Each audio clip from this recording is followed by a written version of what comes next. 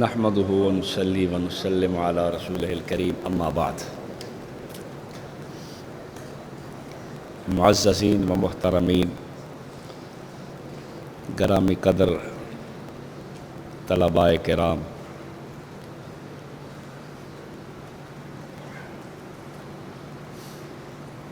کل میں نے آپ کے سامنے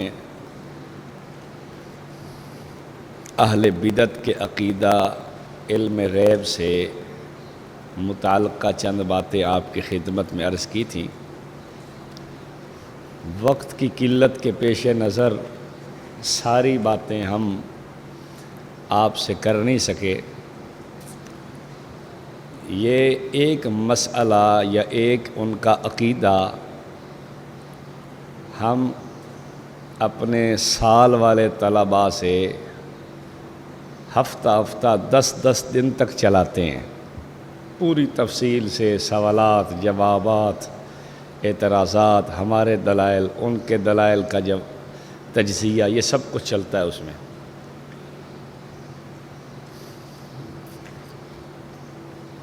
دو باتیں کل کے حوالے سے میں نے کرنی ہے اور پھر آج نئے عنوان سے میں کچھ عرض کرتا ہوں. میں نے کل بھی آپ کی خدمت میں کہا تھا کہ اگر آپ علم غیب کا لفظ استعمال کریں گے گو آپ مقید کر لیں، مطلق نہ کریں. بعض علم غیب حضور صلی اللہ علیہ وسلم کو حاصل ہے، یا علم غیب بالواسطہ انبیاء علیہ السلام کو ہوتا ہے وغیرہ. گو بڑوں کی کتابوں میں یہ باتیں موجود ضرور ہیں. میں نے آپ کو اس کی وجہ بھی عرض کر دی کہ وہ لغوی طور پر اور لغوی معنی کے اندر استعمال ہوئی ہیں. اب مجبوری کیا ہے، وجہ کیا ہے، اور اس کا اگر ہم مفہوم صحیح نہ امت کو بتائیں تو آگے پریشانی کیا بن سکتی ہے، وہ میں عرض کرنا چاہتا ہوں. اہل بدعت کی کتابیں کہتی ہیں ان کتابوں کے دو رخ ہیں. شتر مرغ سے کسی نے پوچھا تھا کہ تو پرندہ ہے؟ اس نے کہا بالکل. تو پھر انہوں نے کہا اڑتا کیوں نہیں؟ اس نے کہا نہیں میں جانور ہوں. تو اس نے کہا پھر جانور ہے تو تیرے اوپر بوجھ لاتے ہیں. اس نے کہا نہیں میں پرندہ ہوں. پھر اوڑ، کہتا نہیں جانور ہوں. اہل بدعت کا عقیدہ شتر مرغ کی طرح ہے، ادھر سے پکڑیں گے تو ادھر بھاگ جائے گا، ادھر سے پکڑیں گے تو ادھر بھاگ جائے گا. اس لیے میں اپنے طلباء سے کہتا ہوتا ہوں جس آدمی کو صحیح طور پر ان سے واقفیت نہ ہو وہ اس میدان میں نہ کودے اور نہ چھلانگ لگائے. ورنہ پھر کیا ہوتا ہے، تھوڑا سا بات چلا کے آگے پھنس کے پھر ٹیلی فون پہ ٹیلی فون، حضرت کیا کریں، اب پھنس گئے ہیں، اب یہ ہو گیا وہ ہو گیا. ہم شرائط لکھ بیٹھے ہیں، ہم دعویٰ لکھ بیٹھے ہیں، اب جواب دعویٰ کیا ہو. بھائی جو پہلے ہی ہم نے بتایا تھا کہ اس کو آپ جب تک اچھی طرح نہ سمجھیں. میں آپ سے پوچھتا ہوں، ایک آدمی سانپ کو پکڑنا نہیں جانتا، سانپ کے زیر کرنے کا طریقہ اسے معلوم نہیں، جو سانپ کو پکڑے گا تو کیا ہوگا، ڈسا جائے گا. کسی بھی فن کو جب تک آپ کا علم، آپ کا فہم، آپ کا مغز بیدار نہ ہو، کسی بھی فن کو ہاتھ نہ ڈالیں. ورنہ اللہ تعالیٰ کی قدرت ہے کہ وہ بندے کی مدد کر دے، وہ ایک الگ بات ہے. اسباب کے دائرے میں آدمی پھنس جاتا ہے. اب میں آپ کو دلیل دوں گا کہ یہ علم غیب کلی مانتے ہیں. آپ کسی رضا خانی کی کتاب کو پڑھیں گے کہ ہم تو بعض مانتے ہیں، تو آپ کہیں گے میرے مولوی نے جھوٹ بولا ہے، ہمارے عالم نے جھوٹ بولا ہے، دیکھو وہ تو بعض کہہ رہے ہیں. دیکھو اہل تشیع کے بھی دو رخ ہیں، ایک عمومی مجلس ہے اور ایک خصوصی مجلس ہے۔ عمومی مجلس میں وہ برسر منبر یا علل اعلان کہتے ہیں کہ جو صحابہ پہ تبرہ کرے ہم اسے مسلمان نہیں سمجھتے، ٹی وی پہ بیٹھ کے ان کے ذاکروں اور ان کے جو علماء ہیں انہوں نے یہ برملا باتیں کی ہیں، لیکن خصوصی مجالس میں تبرہ بازی سے باز نہیں آتے۔ صحابہ کرام پہ بولنا، صحابہ کرام پہ تبرہ کرنا، یہ اس سے وہ لوگ باز نہیں آتے۔ تو عام آدمی پریشان ہو جاتا ہے کہ یار ہمارے مولوی کہتے ہیں کہ وہ تبرہ باز ہیں، جبکہ ہم نے ان کی زبان سے سنا ہے وہ کہتے ہیں جو صحابہ پہ تبرہ کرے وہ تو مسلمان ہی نہیں ہے، ہم کدھر جائیں؟ ہمارے مولوی نے تو جھوٹ بولا ہے۔ نتیجہ تو نہیں ہوا کہ اپنے آدمی سے آدمی بدسن ہو جاتا ہے کہ ساڑھے مولویوں نے انہیں جڑا ہے نا رولا ہی ہے، ہمارے مولویوں کو ایسے خواہ مخواہ کی عداوت ہے، ورنہ وہ بیچارہ تو کیسی صفائی کے ساتھ کہہ رہا ہے کہ بھائی ہم ایسی بات نہیں کرتے۔ تو میں آپ کو کہہ رہا ہوں کہ اہل بدعت کی زبان پر بھی اعتبار کرنے سے پہلے ان کے بڑوں کا اچھی طرح مطالعہ کر لیں، پھر کسی ایک عنوان پہ آپ سمجھتے ہیں کہ آپ کو عبور ہے تو پھر بات آگے چلائیں۔ اب آپ کی کتابوں میں یا تحریروں میں لکھا ہوا ہے کہ بعض علم غیب ہم مانتے ہیں، آپ نے لکھ کے دے دیا ہے، آپ نے کتاب میں تحریر کر دیا، آپ مصنف بنیں گے، میدان میں جائیں گے، تصنیف کا اللہ رب العالمین آپ کو ملکہ نصیب فرمائے گا، آپ میں سے بعض مدرسین بنیں گے، بعض مصنفین بنیں گے، بعض محققین بنیں گے، بعض شیوخ الحدیث بنیں گے، بعض فتاویٰ کا قلم پکڑیں گے، مفتی صاحب بنیں گے، اور دے رگڑے پہ رگڑا ایک دوسرے کے خلاف فتوے میں فتویٰ آئے گا، اور رگڑیں گے پکڑ کے جناب لوگوں کو اور مولویوں کو، جناب کبھی کسی کو پکڑ کے رگڑ دیا، کبھی کسی کو رگڑ دیا، تو مفتی بھی بنیں گے آپ۔ تو اگر آج آپ لوگ اس کو اچھی طرح جان اور بھانپ گئے، کل کو آپ کو فائدہ ہوگا۔ میں ایسے مفتیوں کو بھی جانتا ہوں کہ بریلویوں کے خلاف فتویٰ نہیں دیتے، لیکن اپنے مولوی کا مسئلہ آ جائے تو 10 کے رکھتے ہیں، پھر وہ جناب بازو ایسے چڑھا لیتے ہیں، چل بھائی قلم پھاڑ لیا تو چڑھ گئے ہوتے جناب۔ آپ کو شاید میری بات سے اختلاف ہو، میں اس پہ دلیل نہیں دلائل پیش کر سکتا ہوں۔ فضائل اعمال کے خلاف فتوے ہمارے مدارس سے لکھے گئے ہیں، فضائل اعمال کے خلاف، شیخ الہند کے خلاف فتوے ہمارے مدارس سے نکلے ہیں۔ وجہ کیا ہے؟ بریلویوں نے چالاکی کی اور ان لوگوں نے بریلوی بن کے سوال کیے، تو ہمارے لوگوں نے فتوے دیے۔ اب ہمارے لوگ تو نہیں جانتے تھے کہ یہ دجل کر رہا ہے، لیکن وہ دجال اپنے دجل میں کامیاب ہوا، فتویٰ لے گیا۔ تو اس لیے میں آپ کو یہ کہہ رہا ہوں کہ مفتی بھی بنیں گے آپ، لیکن ذرا سنبھل کے۔ آپ کے امتحان کے لیے دنیا میں بہت سارے ڈاکو پھر رہے ہیں جو آپ کے لیے خطرہ بنیں گے، اور آپ کے جو ہے نا وہ اکابر پہ ڈاکہ مارنے کے لیے آپ کو پریشان کر سکتے ہیں۔ اس لیے ذرا سنبھل کے، کسی کتاب پہ کوئی فتویٰ مانگنا چاہتا ہے تو آپ کہیں بھائی پہلے کتاب لائیں۔ کسی مصنف کے بارے میں ایک شخص یوں کہتا ہے، یہ کہتا ہے، وہ کہتا ہے، پوری تحقیق کریں کہ یہ کون ہے۔ ایسا نہ ہو کہ آپ کے اپنے عالم کے خلاف فتویٰ جائے، آپ کو تو پتہ نہیں چلے گا لیکن کام خراب ہو جائے گا۔ خیر، آپ نے لکھ کے دے دیا کتاب میں، تصنیف میں، کہ حضور صلی اللہ علیہ وسلم بعض علم غیب جانتے ہیں، اور ادھر سے ان کی کتابوں میں بھی بعض جگہ یہ درج ہے کہ حضور بعض غیب جانتے ہیں۔ اب بات مل گئی یا نہ مل گئی؟ اب لوگوں کو دھوکہ وہ یوں دیں گے، دیکھو آپ کے مولوی بھی بعض علم غیب مانتے ہیں اور ہم بھی بعض علم غیب مانتے ہیں، لہذا یہ آپ کا اور ہمارا اختلافی مسئلہ نہیں ہے۔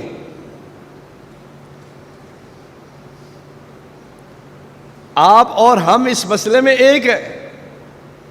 جو ہم کہتے ہیں وہی آپ کے عالم مانتے ہیں.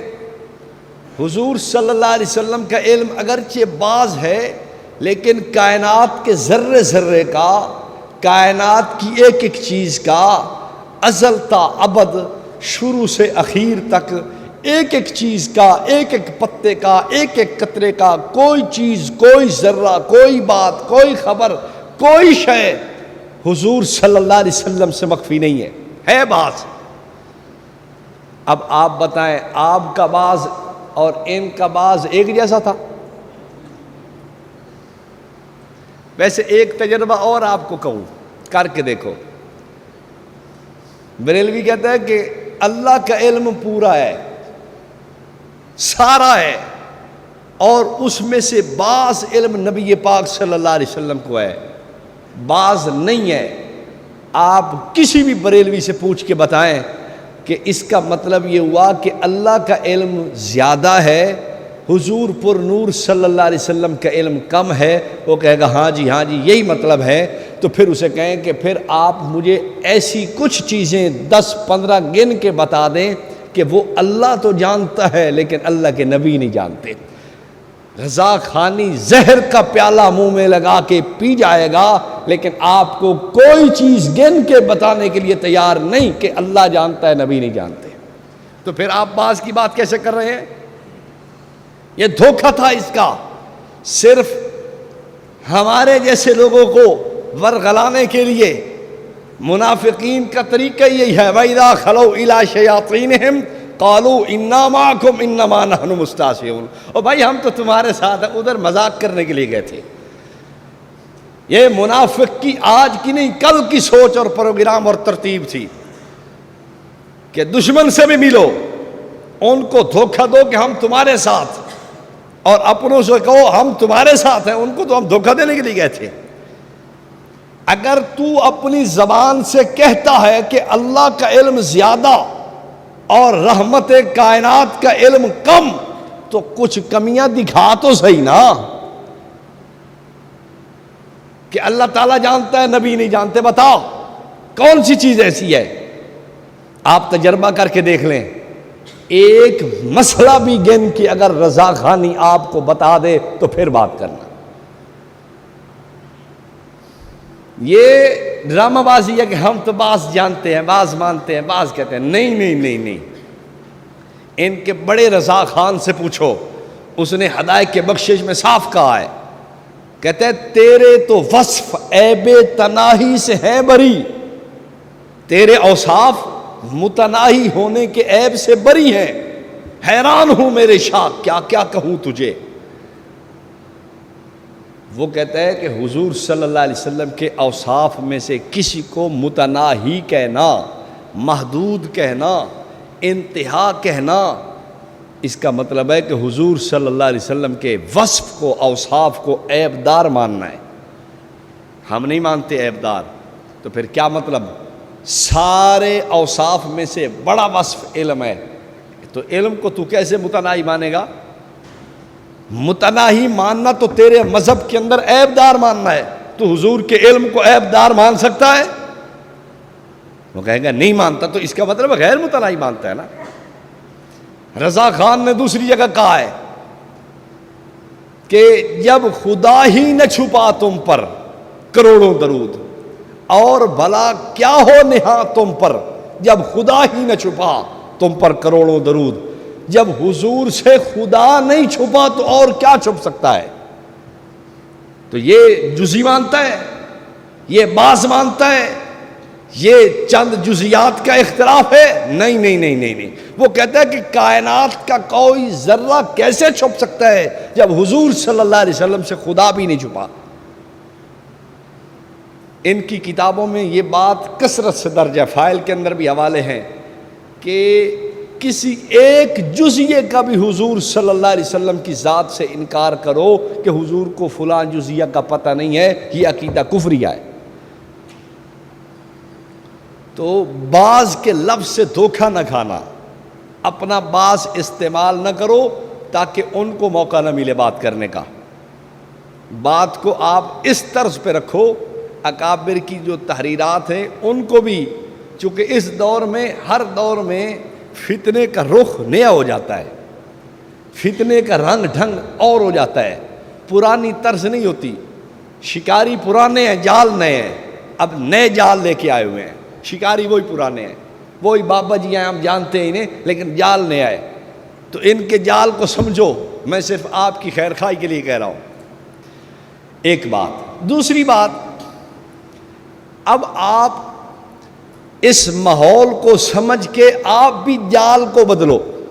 وہی پرانا جال نہ ہو عقائد والا، عقائد کی بات کرتے ہیں، نہیں. اب آپ کا جال یا آپ کی بات کا عنوان یا آپ کا طرز اور ہونا چاہیے. پہلے تھا کہ ہم عقائد کی بات کرتے ہیں، عقیدہ علم غیب، عقیدہ حاضر ناظر، یہ شرک ہے، یہ کفر ہے، جیسے میں نے اب تک عرض کیا. اب انداز بدلو، اس کا انداز یوں رکھو کہ یہ عقیدہ حضور صلی اللہ علیہ وسلم کے شایان شان نہیں ہے. اس طرز کو لاؤ. چونکہ قوم کو اب تک انہوں نے یہ زہر اسی عنوان سے پلایا ہے کہ حضور کے عشق کی بات ہے، محبت کی بات ہے، عقیدت کی بات ہے، الفت کی بات ہے، اور حضور کی پیار اور سرکار کے ساتھ ایک الفت کا ہم تذکرہ کرتے ہیں کہ حضور ہر شے جانتے ہیں، یہ محبت کی بات ہے. تو آپ بھی یہی طرز رکھو کہ حضور صلی اللہ علیہ وسلم کے بارے میں یہ ذوق رکھنا کہ سرکار ہر شے کو، کائنات کے ذرے ذرے سے واقف ہیں، کائنات کی ہر بات سے باخبر ہیں، شرق سے غرب، شمال تا جنوب، کوئی ذرہ، کوئی شے، کوئی بات آپ سے نہا اور پوشیدہ نہیں ہے. یہ حضور کے شایان شان نہیں ہے. اب آپ عنوان یوں رکھو. پھر عظمت دکھانے کے لیے، پھر سرکار دو عالم صلی اللہ علیہ وسلم کی الفت دکھانے کے لیے پھر آپ کے پاس دلیلیں بھی ہونی چاہیے. ایک آدھ دلیل میں عرض کرتا ہوں. یہ کہتے ہیں کہ علم کسی چیز کا برا نہیں ہوتا. علم، توجہ میری طرف رکھو، علم کسی چیز کا برا نہیں ہے. اب میں آپ سے پوچھتا ہوں، اگر میں یہ کہوں کہ مولوی احمد رضا خان کو جیب کترنے کا بڑا ملکہ تھا، بڑا فن آتا تھا اسے، وہ جیب کتروں کا استاذ معلوم ہوتا تھا، کائنات کے سارے جیب کترے اس کے سامنے سر جھکا کے بیٹھتے تھے کہ تو ہمارا استاد ہے. کائنات میں جتنا رقص کرنے والی رنڈی ہے ساری کہتی تھی حضرت ہمارے استاد ہیں. اس فن کے بے تاج بادشاہ ہے. اس فن کا اختتام اور انتہا حضرت کی جوتیوں پہ ہوتی ہے. حضرت تو یہ فن کمال کا جانتے ہیں. بریلوی مان لے گا؟ کیوں جی؟ چوری کی اتنی مہارت فاضل بریلوی میں تھی، ہائے ہائے ہائے ہائے ہائے، کائنات میں اتنا کوئی بڑا ڈاکو نہیں ہوگا جتنا رضا خان کو مہارت اور اس فن کا علم تھا. کائنات میں کوئی بندہ نہیں ہو سکتا. یہ تعریف ہے اس کی. کیوں جی؟ ہم علم کی بات کر رہے ہیں، تم کہتے ہو علم کسی چیز کا برا نہیں ہوتا. تو اب آپ کے چہرے پہ 12 کیوں بج رہے ہیں؟ آپ کے چہرے پہ تو پھر 13 بجنے چاہیے نا خوشی سے. آپ تو ابھی سے ناراض ہونے لگ گئے، اور آپ نے اپنے منہ کو جناب جی مٹھی کی طرح ایسے جناب دکھانا شروع کر دیا ہے. ابھی سے کیوں؟ میں کہتا ہوں رضا خان کو دنیا کے ہر عیب کا پتہ تھا، دنیا کے ہر گناہ کی ساری معلومات تھی، دنیا کی ساری حرام زدگیاں اس کی جوتی کے نیچے تھی. کائنات کے سب فراڈ کا یہ ماہر تھا. کائنات کا سب سے بڑا یہ جناب معلومات رکھنے والا گند کی یہی تھا. اس سے بڑا گندی معلومات رکھنے والا کوئی نہیں، اس سے بڑھ کے کوئی گالی دینے والا نہیں تھا. یہ گالی گلوچ کے فن کا بھی امام تھا، یہ گندگی کے فن کا بھی امام تھا، یہ چوری کے فن کا بھی امام تھا، یہ ڈاکے کے فن کا بھی امام تھا. کائنات کا کوئی جرم ہو احمد رضا امام ہوگا. تو اب بریلویوں کو تو خوشی ہونی چاہیے نا، دیکھو حضرت کی تو تعریفیں ہو رہی ہیں. بڑے حضرت کے لیے تو واہ بھائی واہ، کیا آپ نے کمال کر دیا. بجائے ہمیں لڑنے کے ان کو چاہیے ایک ایک ڈبہ مٹھائی کا لا کے دے کہ حضرت آپ نے تو کمال کر دیا. اعلیٰ حضرت کی تعریف میں آپ رطب اللسان ہیں. بالکل جی، ہم تو تعریف ہی کر رہے ہیں. ہم نے کوئی ان کو گالی تو نہیں دی نا، ہم تو فن کا امام بتا رہے ہیں، فن کے امام تھے اور ہیں وہ سارے فنون کے، اس قسم کے جو جتنے فنون ہیں وہ سارے سب کے امام تھے، اس میں کوئی شک کی بات نہیں۔ اب علم کسی چیز کا برا نہیں، تو ان کو تکلیف کیوں، پریشانی کیوں؟ میں پوچھتا ہوں رضا خان کے لیے آپ یہ دعویٰ نہیں کرتے، میں نبوت کے لیے کیسے مانوں کہ حضور ہر شے کو جانتے ہیں؟ آپ مان لو گے؟ کیوں جی؟ رضا خان کو چھوڑو، ہر آدمی اپنی بات کرے، کوئی آدمی اپنے بارے میں یہ تصور کر سکتا ہے کہ مجھے چوری کی ساری معلومات آتی ہیں، مجھے شراب کے بارے میں ساری ڈیٹیل معلوم ہے، وی سی آر، ٹی وی، یہ سب چیزیں میں جانتا ہوں اچھی طرح، بڑی زبردست، میں تو بس ایک ایک چیز کا واقف ماہر ہوں۔ کیوں جی؟ ناچ گانے کا فن میں تو مجھ سے بہتر کراچی کی سرزمین پہ کوئی نہیں ہوگا۔ آپ میں سے کوئی یہ بات جرأت کرتا ہے؟ کائنات میں کوئی آدمی اگر یہ اوصاف رذیلہ، اس کی معلومات کا دعویٰ کرنا اپنے شیان شان نہیں سمجھتا تو ہم انبیاء کے لیے کیسے مانیں؟ یہ ان کی عظمت کے لائق ہے؟ اللہ کہتا ہے وما علمناہ الشعر وما ينبغی لہ، نبی ہم نے آپ کے لیے شعر گوئی کو مناسب نہیں سمجھا۔ جو اللہ پیغمبر کے لیے شعر گوئی، حالانکہ اچھا کلام اچھا ہے، برا کلام برا ہے، اس میں اچھی باتیں بھی ہوتی ہیں، ان من الشعر الحکمہ بھی ہے، یہ ساری باتیں ہونے کے باوجود اللہ نے شعر گوئی کا علم نہیں دیا، یہ فن نہیں سکھایا، یہ کام نبوت کے شیان شان نہیں سمجھا، تو پھر بات صاف ہو گئی نا، معلوم ہو گیا ایسی بہت ساری چیزیں جو نبوت کی شیان شان نہ ہو، خدا پسند نہیں کرتا کہ ان کا علم نبوت کو دیا جائے۔ اور تم یہ کہتے ہو کہ ہر شے جانتے ہیں، ہر چیز پہ نظر ہے، ہر ایک بات پہ واقف ہیں، کوئی چیز نہا پوشیدہ نہیں ہے، زمین آسمان تحت سرا عرش معلیٰ کچھ بھی نہیں چھپا ہوا، نہ کوئی ذرہ، نہ قطرہ، نہ پتا، نہ شے، نہ چیز، نہ مکان، نہ زمان، کائنات میں کوئی چیز غائب اور سرکار سے پوشیدہ نہیں ہے۔ میں پوچھتا ہوں تم نے سارے وہ علوم، ساری باتیں، سارے فنون، ساری وہ چیزیں جو اوصاف رذیلہ کے قبیل میں سے ہیں وہ بھی نبوت کے لیے تسلیم کر لی ہیں، ہم ماننے کے لیے تیار نہیں ہیں، یہ تم رضا خانیوں کے لیے زیبہ ہے، تم مانو۔ گال ٹھیک ہے یا غلط ہے؟ بات ٹھیک کر رہا ہوں؟ تو یہ حضور کے شیان شان ہے، اس کو یوں لاؤ، قوم کو نیا رخ دو۔ علم غیب جانتے ہیں یا نہیں جانتے، یہ سن سن کے قوم سن ہو گئی ہے۔ وہ کہتے ہیں چھڈو مالی صاحب، دنیا چاند تے اپڑ گئی ہے تو تسی ایتھے پھر رہے ہو، بھائی چاند پہ پہنچ گئی ہے، تو بھی تو ہو آیا ہوگا نا چاند پہ، یہی بتا دے کہ اس پہ پریاں رہتی ہیں یا نہیں۔ میری چھوٹی سی بچی ہے، وہ مجھے روز کہتی ہے ابو چاند پہ پریاں ہوتی ہیں، میں نے کہا مجھے تو نہیں پتا۔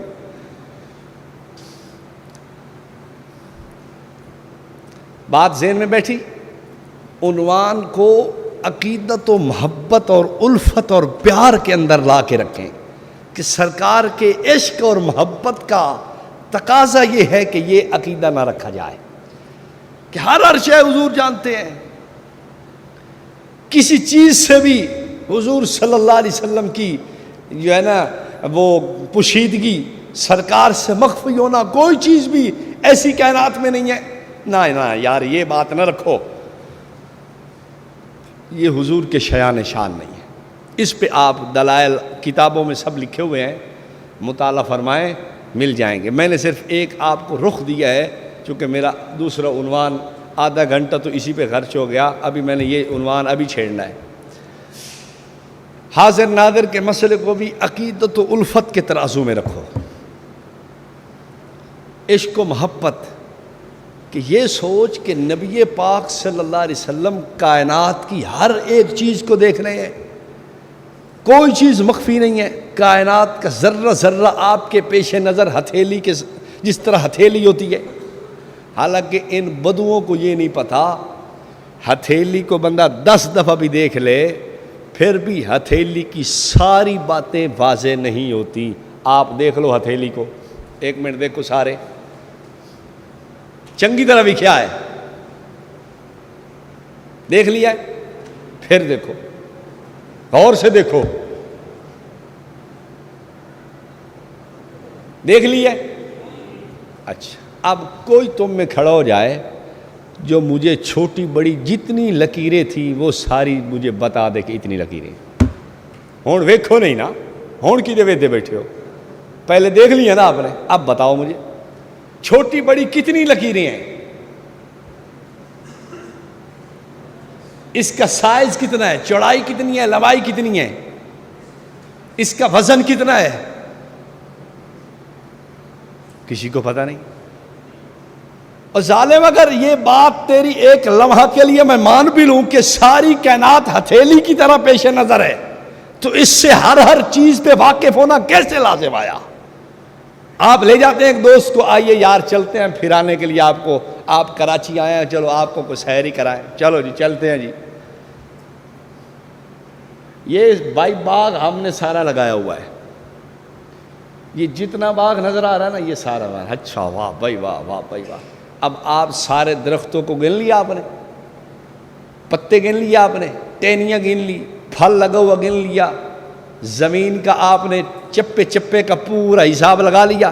کیوں جی, اگر ہتھیلی کی طرح پیش نظر ہو بھی صحیح تو اس سے یہ کیسے ثابت ہوا کہ کائنات کے ذرے ذرے پر نظر ہے, کوئی چیز پوشیدہ نہیں, کائنات کی کوئی شے حضور صلی اللہ علیہ وسلم سے غائب نہیں ہے, کائنات کا کوئی ایک پتا اور ذرہ اور قطرہ تحت ثرا تک, اور جناب جی کائنات میں کوئی چیز سرکار سے پوشیدہ نہیں ہے. یہ کیسے ثابت ہوتا ہے, یہ تو پھر بھی نہیں ہوتا, لیکن میں وہ بھی نہیں مانتا.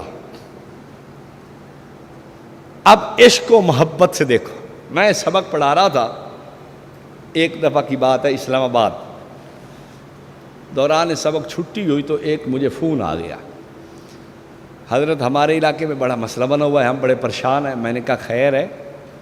ایک مولوی آیا, اس نے تقریر کیا کہ دیوبندی گستاخ رسول ہیں. میں نے کہا پھر, کہتا ہے گستاخ رسول ہیں. کیا دلیل دی ہے؟ دلیل یہ دی ہے کہ یہ حضور کو حاضر ناظر نہیں مانتے اس لیے گستاخ رسول. میں نے اسے کہا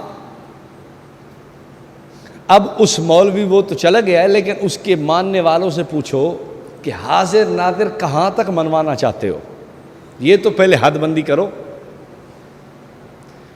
ان کی کتاب جال حق وزاحق الباطل, پوری کتاب کا نام ان الباطل کان زہوقا. الحمدللہ میں نے جال حق پر ایک نظر لکھ دی ہے اختصار سے. جال حق کا جواب جو دیکھنا چاہے وہ میرا رسالہ جال حق پر ایک نظر چھپ چکا ہے, دست و گریباں کی 3 جلد میں, اس کا مطالعہ کرے. اور تفصیلی اگر اس کے جوابات دیکھنے ہوں تو امام اہل سنت سیدنا وقائدنا حضرت مولانا سرفراز خان صفتر رحمہ اللہ تعالی رحمتاً واسعہ, ان کی کتابوں کا مطالعہ کر لیں. ویسے انڈیا میں اس کے جواب چھپے بھی ہیں, یہاں نہیں چھپے جواب. انڈیا میں ایک کتاب چھپی ہے تبیان الحق بجواب جال حق. ابھی پاکستان میں ایک ساتھی ہے وہ منگوا رہا ہے, 1 جلد کے اندر پوری جال حق کا جواب آیا ہے. ہماری طرف سے بھی بعض ساتھیوں نے کچھ لکھا ہے لیکن چھپا نہیں ہے, لیکن جو مکمل جواب ہے وہ نہیں چھپا آج تک. یہاں میں نے کہا جال حق, دوسری کتاب ہے شان حبیب رحمان, ان 2 میں, اور اسی کے قریب وضاحت کے ساتھ تیسری کتاب ہے مقیاس حنفیت. ان تینوں میں یہ بات لکھی ہوئی ہے, الفاظ سے تھوڑا سا مختلف ہو سکتے ہیں ایک دوسرے سے. مقیاس حنفیت میں ہے کہ زوجین کے جفت کے وقت بھی حضور صلی اللہ علیہ وسلم حاضر اور ناظر ہوتے ہیں. جال حق شان حبیب رحمان میں لکھا ہے کہ رات کو کوٹھڑی میں چھپ کر تاریک رات میں جو ہم کام کرتے ہیں نگاہ مصطفیٰ سے وہ بھی پوشیدہ نہیں ہے۔ اب میں آپ سے پوچھتا ہوں، آپ نے شمائل ترمذی نہیں پڑھی، اٹھے پڑھیں شمائل ترمذی کو، اس کی شروحات کو دیکھیں، ملا علی قاری کی جمع الوسائل فی شرح شمائل دیکھیں، اور ایک اور بھی بہت بڑے محدث ہیں انہوں نے بھی شرح لکھی ہے، اس کی کٹھی چھپ چکی ہیں، جمع الوسائل فی شرح شمائل۔ حدیث موجود ہے، سیدہ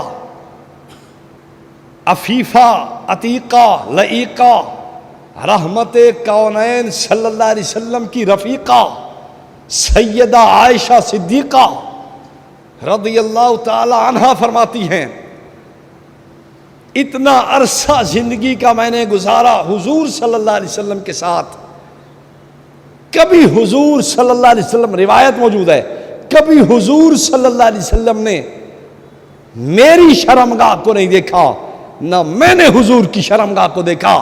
اس ظالم سے پوچھ، میاں بیوی کا تعلق ایک اتنا قرب کا ہوتا ہے، ایک دوسرے کا لباس ہوا کرتی ہے، میاں بیوی ان کے لیے پردہ نہیں، اور پردہ کرنا بہتر ہے، افضل ہے، لیکن گناہ کی بات نہیں ہے۔ میں پوچھتا ہوں، نبوت جن سے نکاح ہے، شادی ہے، حرم ہے، زوجہ محترمہ ہیں، جب ان کی شرمگاہ کو نہیں دیکھتے، اور ظالم تو کس درجے کا امتی کہلاتا ہے؟ تو نبی کے بارے میں یوں کہے کہ کائنات کی کوئی عورت جو اپنے میاں کے ساتھ لیٹی ہوئی ہے پیغمبر کی نگاہ سے پوشیدہ نہیں ہے۔ میں تیرے ایمان کو کیسے مانوں؟ اب بھی تجھے میں کہوں کہ تو سنی ہے، اگر تو سنی ہے تو کائنات میں بے ایمان ہے ہی کوئی نہیں۔ جو نبوت کے بارے میں یوں کہے کہ حضور دیکھ رہے ہیں، شرم تم کو مگر نہیں آتی۔ ایسے لوگوں کو تو ڈوب مرنا چاہیے تھا۔ عشق کا دعویٰ، اب آپ مجھے بتائیں ایسے لوگوں کو عاشق کہیں ہم؟ عشق تو آپ لوگوں کے پاس تھا، محبت تو عقیدت تو آپ کے پاس تھی، لیکن انہوں نے ڈھول اتنا بجایا اتنا بجایا اتنا بجایا کہ لوگوں نے کہا عاشق لوگ ہی ہیں، یہ تو دیوبندی ہیں، عاشق یہ بیٹھے ہیں۔ ان کی شکل ہی عاشق والی ہے، ہر وقت بس چومنے چاٹنے اور رونے دھونے والے۔ بس ایک ان کا مست ملنگ سا ہے، رمضان المبارک جا رہا ہے اور وہ رو رہا ہے بیٹھا۔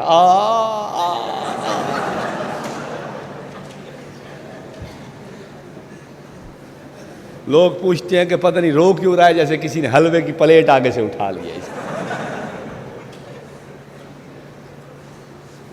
اب دیانتداری کی بات ہے، ہم اس اختلاف کو ایک طرف رکھتے ہیں، ہم عشق و محبت کے ترازو میں تولتے ہیں کہ ہمیں بتاؤ کیا یہ حضور کا عشق ہے؟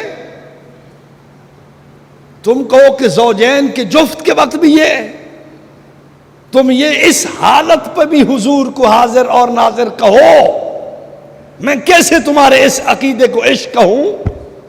کیسے تمہارا یہ عقیدہ سرکار کی محبت کی دلیل ہو سکتی ہے؟ اصل میں عوام کو لوگوں نے بتایا نہیں، مولویوں نے عوام کو بتایا نا کہ ہم یہاں تک حاضر ناظر مانتے ہیں، عوام ان کو جوت نہ پھیرے تو پھر بات کرنا۔ ٹمبے مرے سینہ نو عوام، ٹمبے، ٹمبا جان دے ہو؟ ٹمبا کہتے ہیں عصا کو، پتلا سا ہو تو اسے مختلف نام ہے، لیکن جیڑا موٹا جی ہوئے ساڑی زبان ہے جو انہوں ٹمبا سڑے دے۔ ہاں، عوام کو تو نہیں بتاتے کہ ہم اس حد تک مان رہے ہیں۔ ایک مولوی کہنے لگا، مولوی صاحب خدا بھی تو دیکھتا ہے، خدا بھی تو دیکھتا ہے، پھر تمہیں اس وقت شرم نہیں آتی؟ اب میں آپ سے پوچھتا ہوں، خدا تعالی سے تو کچھ بھی نہیں چھپا۔ صحابہ کرام قضاء حاجت کے لیے بیٹھتے تھے نا، تو بڑی پریشانی سے اور بڑے ایک تکلیف سے بیٹھتے تھے کہ اب ہم یہ قضاء حاجت کے لیے بیٹھ رہے ہیں اور اللہ تعالیٰ دیکھ رہا ہے ہمیں۔ پھر قرآن پاک نے ان کو یہ بات سمجھائی آ کے یہ کوئی ایسی بات نہیں ہے، تم پریشانی چھوڑ دو، خدا تو کپڑوں سمیت آدمی ہو تو پھر بھی دیکھتا ہے، اس کے لیے کوئی کپڑا پردہ تھوڑا ہی ہے، اسے تو پتہ ہے۔ چلو میں رضا خانیوں سے کہتا ہوں ٹھیک ہے، ایک آدمی اپنے گھر کے اندر بیٹھا ہے اور وہ اپنے والد صاحب سے کہے ابا جی آپ بھی بیٹھے رہیں ادھر، رات ہمارے ساتھ ہی ادھر آرام فرمائیں آپ۔ ابا کہے اوے شرم بے شرم، کہ کوئی بات نہیں ابا جی اللہ بھی تو دیکھ رہا ہے، آپ بھی دیکھ لیں گے تو کیا ہوگا، کچھ نہیں ہوگا۔ یہ کوئی دلیل ہے تمہاری؟ اسی ایک دلیل کی بنیاد پر اس عقیدہ حاضر ناظر کے اوپر آپ فیصلہ جیت سکتے ہیں، مقدمہ جیت سکتے ہیں، آپ گفتگو کا حاصل اپنے نام پہ کر سکتے ہیں اگر آپ کو سمجھانے کا ملکہ ہو۔ رسول پاک صلی اللہ علیہ وسلم کی ذات کے لیے اتنی بے ادبی، یار اگر کوئی ان کے کسی مولوی کو، بڑا فن خان ان کے مولوی پھر رہے ہیں ادھر پورے ملک کے اندر، کسی مولوی کو لے جائیں حضرت تشریف لائیں، کیا بات ہے آج آپ کو سینمے میں بھی اٹھانا ہے حضرت، تو سینمے میں آپ بیٹھیں یہ سارا دیکھتے رہیں، آپ شام کو آ کے ہم لے جائیں گے، آپ کا جو ٹکٹ کا خرچ ہوگا وہ بھی دے جائیں گے، آپ ان کو کہہ جاتے ہیں آپ کو پانی بھی دیتے رہیں اور وقفے کے اندر آپ کو کھلاتے پلاتے بھی رہیں گے، لیکن دن آپ نے پورا ادھر سینمے ہی گزارنا ہے۔ مولوی تیار ہو جائے گا تو ان کو دلیل دو نا کہ خدا بھی تو دیکھ رہا ہے مولوی صاحب، تو صحیح ویکھ لو ہے کہ کیا ہوتا ہے، کچھ نہیں ہوتا خیر۔ مولوی کہتا میری بے ادبی، مولوی صاحب تیری ٹکے جتنی حیثیت نہیں، تیری کیا حیثیت ہے سرکار دو عالم صلی اللہ علیہ وسلم کے سامنے، تو کس باغ کی مولی ہے، تیری حیثیت، تیری شان شوکت، تیری عزت و عظمت کچھ بھی نہیں ہے سرکار دو عالم صلی اللہ علیہ وسلم کے سامنے، تو اپنے لیے اس کو بے عزتی سمجھتا ہے، بے ادبی سمجھتا ہے، توہین سمجھتا ہے، ہم نبوت کے لیے کیسے مانیں اس کو؟ کیوں جی تیار ہے ماننے کے لیے؟ ہیں جی؟ چلو ایک اور عنوان سے، عشق و محبت۔ مولوی صاحب عقیدہ بتاؤ، کیا بتانا چاہتے ہو، کیا منوانا چاہتے ہو قوم سے؟ جھگڑا چھوڑیں، اتحاد کا دور ہے، بڑے بڑے لوگ اتحاد کی دعوت دے رہے ہیں کہ بس اتحاد کرو اتحاد کرو، ہم تیار ہیں اتحاد کے لیے، بتاؤ کیا چاہتے ہو، کیا کریں ہم؟ وہ کہتا ہے بھائی حاضر ناظر مانو، بھائی کیسے مانے بتاؤ؟ کہتا ہے یہ کہو آپ صلی اللہ علیہ وسلم ایک جگہ بیٹھ کر ساری کائنات کو دیکھ رہے ہیں، بس ایک جگہ تشریف فرمائے قبر اطہر کے اندر اور ساری کائنات آپ کے سامنے اور آپ دیکھ رہے ہیں، نظارہ فرما رہے ہیں، کوئی چیز آپ سے نہا نہیں ہے، پوشیدہ نہیں ہے، آپ کے سامنے آڑ نہیں بن سکتی، خدا کی ساری خلقت آپ کے سامنے۔ میں نے کہا بس یہی منوانا چاہتا ہے؟ کہا ہاں بس یہی بات۔ میں نے کہا حضرت جی میں ایک چیز مجھے کھٹکتی ہے درمیان میں، وہ کوئی میرا مسئلہ حل کر دو تو پھر اس پہ کوئی بات سوچی جا سکتی ہے۔ کہتا ہے کیا؟ میں نے کہا یہی آپ نے عظمت کے ہار اپنے مرشد بابا جی شیطان کو بھی پہنائے ہیں۔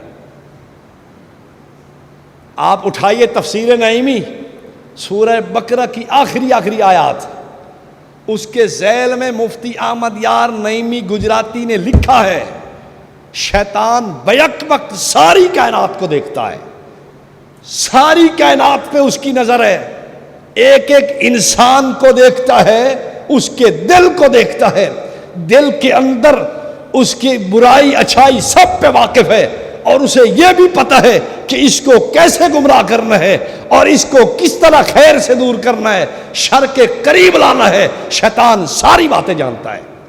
میں نے کہا جو ہار عظمت اور شان و شوکت اور عزت کے حضور صلی اللہ علیہ وسلم کی طرف لے کے جا رہے تھے، یہ تو تسی اپنے مرشد شیطان دے گل گتی کلوتے ہو۔ میں تمہیں کیسے سچا مانوں حضور کی عظمت کے لیے؟ اب آپ ایمان سے بتائیں شیطانی کام جو ہے ہو اس میں کوئی عظمت باقی رہتی ہے؟ ہماری بات چھوڑیں، رضا خان خود کہتا ہے ملفوظات اعلیٰ حضرت کے اندر حصہ چہارم میں وہ صفت جو حیوان کے لیے ہو سکتی ہو انسان کے لیے کمال نہیں۔ اس نے ایک واقعہ لکھا ہے کسی کا کہ ہم مصر کے عجائب گھر میں گئے، اس میں ایک گدھا تھا، تو گدھا اس کو کوئی چیز دکھائی جاتی بھئی یہ ٹیشو پیپر ہے، پھر چھپا کے کسی کی جیب میں ڈال دیا جاتا، اتنے تک اس کی آنکھیں بدی ہوئی تھی، دکھا کے پھر آنکھوں پہ پٹی مار دو، پھر کسی کے پاس چھپا دو، پھر اس کو چھوڑ دو کہ تلاش کر۔ وہ پوری مجلس میں چکر کاٹنے کے بعد پھر آ کے اسی کے پاس سر ٹیک دیتا تھا جس کے پاس وہ چیز ہوتی ہے۔ کہتا ہے یہ غیب جاننا کون سا کمال ہے، یہ تو حیوان کا بھی کام ہے۔ اب اس رضا خان سے پوچھو اور اس کی ذریت سے، جب غیب کا جاننا ہے ہی نہیں کمال تو پھر نبوت کے لیے کیوں مانا ہے تو نے؟ جب ایک چیز کمال ہی نہیں حضور کے لیے کیوں مانتا ہے؟ شرم کر، آقا کمال سے متصف ہیں، جو چیز کمال ہی نہیں اللہ نے حضور کو نہیں دی۔ خان صاحب کہتے ہیں وہ صفت جو حیوان کے لیے انسان کے لیے کمال نہیں، اور جو کافر کے لیے ہو وہ مسلمان کے لیے کمال نہیں ہو سکتی۔ شیطان کے لیے جو صفت ہو آپ بتائیں وہ مسلمان کے لیے کمال بن سکتی ہے؟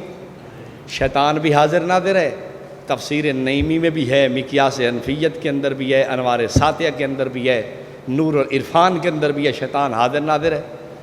جب ایک وصف شیطان میں پایا گیا اور تمہارے بقول شیطان بیک وقت ساری کائنات کے انسانوں پہ نظر رکھتا ہے، ہر ایک کے دل سے باخبر ہے، اس کے دل پہ بھی نگاہ ہے، اس کے اندر کی اچھائی اور برائی سے واقف ہے، اور یہ بھی جانتا ہے کہ خیر سے دور کیسے کرنا ہے، شر کے قریب کیسے لانا ہے، اور یہی بات تقریباً انہی الفاظ کے ساتھ جال حق علم غیب کی باس کے اندر بھی لایا ہے۔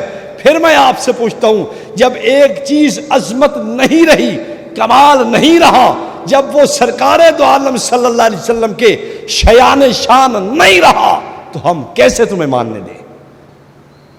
ادھر بابا جی نہیں منی غلط ہے، حضور دری بھجن ہے، اسے پیو دیر بانی ادھر کی دے بھائی نا بھائی۔ جب شیطان کی طرف تمہاری عقیدت لگی ہوئی ہے تو ادھر ہی رہو نا، بس ادھر سے شیطان سے الفت، خوش رہے شیطان بھی، راضی رہے رحمان بھی، یہ آدھر ادھے ہی کیا رہی تھے، ادھے چلی چلو، دو کام ہو جائے، ایسے نہیں ہونا، ایک طرف چلو، یا رحمان راضی ہوگا یا شیطان کو خوش کرو۔ مجھے سمجھ نہیں آتی بھائی شیطان سے اتنی عقیدت کیوں ہے ان کو۔ رضا خان نے خود احکام شریعت میں لکھا ہے وہابیہ ابلیس سے بھی گئے گزرے ہیں کہ وہ اپنے لیے جھوٹ کو پسند نہیں کرتا۔ شیطان جھوٹ نہیں بولتا ہے، بڑا اچھا آدمی۔ میں نے ایک پورا مضمون اکٹھا کیا تھا، ہمارے دوست ہیں مفتی صاحب، انہوں نے اس پہ ایک رسالہ بھی لکھا ہے، بریلویوں کی شیطان سے محبت، بڑے فضائل و مناقب۔ شیطان تو یوں تھا، بڑا موحد تھا، بڑا متقی تھا، شیطان نے شرک نہیں کیا، دیکھو غیر اللہ کو سجدہ کرنے سے اس نے کہا نہیں بھائی نہیں، شیطان بڑا موحد ہے، بڑا پکا اس کا یہ تھا، ایمان تھا، تقوی تھا، یہ تھا، متقی ہے۔ شیطان کی اتنی فضیلتیں۔ اب آپ مجھے بتائیں، دیانت داری سے کہہ رہا ہوں، سنیت اور بدعت کا فرق چھوڑ دیں، اہل بدعت اہل سنت کے ذہن سے فرق کو ایک دفعہ ختم کر کے یہ سوچیں، کیا یہ عقیدہ حضور کے شیان شان ہے؟ نبی پاک صلی اللہ علیہ وسلم کی عزت، عظمت، سرکار کی شان و شوکت کے لحاظ سے آپ اس کو دیکھیں، کیا حضور کے لیے مانا جا سکتا ہے؟ تو نے اگر ماننا تھا تو شیطان کے لیے کیوں مانا؟ اور شیطان میں مان کے جب چیز کمال نہیں رہی پھر حضور کے لیے کیوں مانتا ہے؟ کہتے علماء دیوبند کو ہیں کہ یہ شیطان کا علم حضور سے بڑا مانتے ہیں، حالانکہ ہم نے نہیں لکھا۔ کل میرے پاس دو ساتھی آئے تو وہ مجھے کہنے لگے لکھا ہے کتابوں کے اندر، بریلوی کہتے ہیں کہ تمہارا گائے بیل خچر کا خیال آ جائے تو نماز نہیں ٹوٹتی، نبی کا خیال آ جائے تو ٹوٹ جاتی۔ میں نے انہیں کہا کہ اس کا جواب، آج کل جو بیماریاں نئی آتی ہیں نا، پرانے کیپسول کام نہیں دیتے، پرانا سیپٹران کا سیرپ لے لو، پرانی ڈسپرین کی گولی اٹھا کے لے آؤ، پرانا کو ڈسپرول کا سیرپ لے آؤ، بروفن لے آؤ، آگمنٹن، نہیں، اب نئے وائرس اٹھ رہے ہیں، نئی بیماریاں تجویز ہوئی ہیں، نکلی ہیں، تو دوا بھی نئے بنے ہیں۔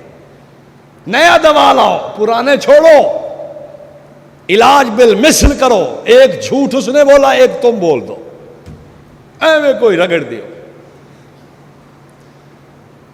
چونکہ یہاں ماحول کی نزاکت ہے، ورنہ میں وہ جھوٹ سنا بھی دیتا جو میں نے ان کو سنایا۔ میں نے کہا تم بھی یہ کہہ دو، لیکن شرط یہ ہے کہ تم نے بھی وہی لفظ دکھانے ہیں جو تم کہہ رہے ہو، ہم بھی وہی لفظ دکھائیں گے جو ہم کہیں گے، لیکن پہلے تم نے دکھانا ہے۔ جب تمہارے پاس وہ لفظ ہی نہیں ہے دکھانے کے لیے، تو تم نے جب بولا ہی جھوٹ تھا، تو جھوٹ کا بدلہ جھوٹ، دروغے را جزا باشد دروغے، جھوٹ کا بدلہ جھوٹ ہوا کرتا ہے۔ ہم کہتے ہیں نہیں جی وہ تو یوں نہیں لکھا ہوا جی، وہ تو نہیں، حضرت نے یوں نہیں فرمایا، چونکہ چنانچہ اس کا تو یہ نہیں مطلب تھا جی، تو وہ مطلب تھا، وہ اور زیادہ گرفت مضبوط کرے گا، نہیں یہی مطلب ہے، یہی مطلب ہے، حضور کا تذکرہ تم نے گدھے بیل کے ساتھ کر دیا، یہ کر دیا، وہ کر دیا، تو سدھی جان چھڑاؤ، ایک کوڑ تو سجا مارو تو جان چھوٹ گئی۔ اس کے بعد قیامت کی صبح تک شیطان تمہارے قریب آ جائے تو پھر مجھے کہہ دیں۔ کچھ شیاطین وہ ہیں جو لا حول ولا سے بھاگ جاتے ہیں، یہ شیاطین اس طرح بھاگتے ہیں جو میں آپ کو ترتیب بتا رہا ہوں۔ خیر بات ذہن میں آ رہی ہے؟ اگر کمال ہے شیطان کے لیے کیوں؟ اگر کمال نہیں تو نبی کے لیے کیوں؟ ہمیں بتاؤ۔ اگر کمال نہیں امام الانبیاء صلی اللہ علیہ وسلم کے لیے کیوں؟ اگر کمال ہے تو اپنے مرشد کے لیے کیوں؟ ان کا مرشد ہے خان صاحب بریلوی کے، اور شیطان کے تعلقات بڑے مضبوط تھے۔ اعلیٰ حضرت بریلوی اور شیطان حقہ ان کا ایک تھا۔ اعلیٰ حضرت خود فرماتے ہیں کہ میں کھانا پانی یہ چیزیں کھاتے پیتے ہوئے تو بسم اللہ پڑھتا ہوں، لیکن حقہ پیتے ہوئے بسم اللہ نہیں پڑھتا، تاکہ رل کے پیویے دو میرا، تاکہ مزہ آئے اس کو بھی، خالی پیٹ حقہ پیے گا تو اسے بھی مزہ آئے گا۔ تو خان صاحب حقہ اس کو خود ملا کے پیتے تھے، تو چلو سواد رہے۔ ہماری زبان میں کہتے ہیں حقہ پانی ہیک کے ہی نہ دا، کیا مطلب؟ بھائی ان کی یاری دوستی ہے، یہ تو ایک محاورہ استعمال ہوتا ہے، جن کی سنگت مضبوط ہو نا، دوستی ہو، یاری ہو، تعلق ہو، لوگ کہتے ہیں انادہ حقہ پانی ہیک کے، یعنی ان کا بہت مضبوط تعلق ہے۔ تو خان صاحب خود کہتے ہیں کہ میرا حقہ پانی ایک ہے اس کے ساتھ، حقہ مل کے پیتے ہیں۔ اور خان صاحب کے حقے پینے کی حالت یہ تھی، جہاں تشریف لے جاتے تھے حقہ بھی ساتھ تشریف لے جاتا تھا۔ تو اتنا حقہ پینا۔ ویسے انوار شریعت میں ایک شعر بھی انہوں نے لکھا ہے، اور حقے کی اس لمبی نڑی کو انہوں نے خود شیطان کا کھایا کہا ہے انوار شریعت کے اندر۔ اب خود سوچو کہ تعلق کتنا ہے خان صاحب کا۔ خان صاحب کے تعلق کی تشریح کی ضرورت نہیں ہے، آپ سب سمجھ چکے ہیں۔ اس قدر تعلق شیطان سے، تو پھر کچھ شیطان کو بھی تو فضائل و مناقب کا سہرا دینا ہے نا، کہ نہیں آپ بھی حاضر ناظر ہیں، ہر جگہ موجود ہیں، اور پھر حضور صلی اللہ علیہ وسلم کے لیے بھی ہر جگہ موجود ہونے کا یہ اعزاز بنا کے لیے پھرتا ہے کہ نہیں حضور کے لیے بھی ماننا ہے۔ نہیں، یا شیطان کے لیے مان، یا پھر سرکار دو عالم صلی اللہ علیہ وسلم کے لیے مان، پھر لوگوں کو کہے کہ کمال ہے، عظمت ہے، عزت ہے، سرکار کی عقیدت ہے، الفت ہے، سرکار دو عالم صلی اللہ علیہ وسلم کے شیان شان ہے۔ یہ نہیں ہوگا کہ ادھر شیطان کو بھی تو خوش کر اور سرکار دو عالم صلی اللہ علیہ وسلم کی عقیدت کا بھی دم پر دنیا تجھے جھوٹا، خائن، کذاب، دجال اور پتہ نہیں کیا کچھ کہے گی۔ بات ٹھیک کر رہا ہوں یا غلط کر رہا ہوں؟ کیا عقیدت کے ترازو میں تولو تو یہ بات پوری اترتی ہے؟ سرکار کے شیان شان آتی ہے؟ رسول پاک صلی اللہ علیہ وسلم کی عظمت کے پیش نظر یہ ٹھیک ہے؟ میں اس لیے تمہیں کہہ رہا تھا کہ اب عنوان بدلو، یہ چھوڑ دو عنوان عقیدہ حاضر نادر بیان ہوگا جی، یہ نہیں، اب عشق و محبت کا ترازو لاؤ، لوگوں کو بتاؤ کہ ہمارے عقائد دیکھو تو عقائد ہیں، دیکھو تو عقیدہ ہے، دیکھو تو سرکار کی عظمت کا قصیدہ ہے۔ لوگوں کو بتاؤ عقیدہ بھی ہے، سرکار کی مدحت کا قصیدہ بھی ہے، عقیدہ بھی ہے، سرکار کی عزت کا قصیدہ بھی ہے، عقیدہ بھی ہے، سرکار کی عظمت کا قصیدہ بھی ہے۔ ہم عقیدہ بھی مانتے ہیں، سرکار کی عزت بھی مانتے ہیں۔ اب اس انداز سے اپنے عقائد تسلیم کرواؤ، ورنہ آپ حاضر ناظر کی بات کرو گے تو لوگ کہیں گے مالی صاحب چھڈو، سوڑ کے ساڑھے کان پاک گئے، تسی مولویاں کٹنا کی ہے بچوں۔ آپ عنوان ہی بدل دیں، سرکار کی عزت، عظمت، عقیدت، الفت کے پیش نظر لوگوں کو بتائیں۔ اور میں آپ کو اگلی بات کروں کہ لوگ اس بات کو زیادہ جلدی قبول کریں گے، کانوں کو ہاتھ لگائیں گے، توبہ توبہ، اوئے ہوئے ہوئے ہوئے ہوئے۔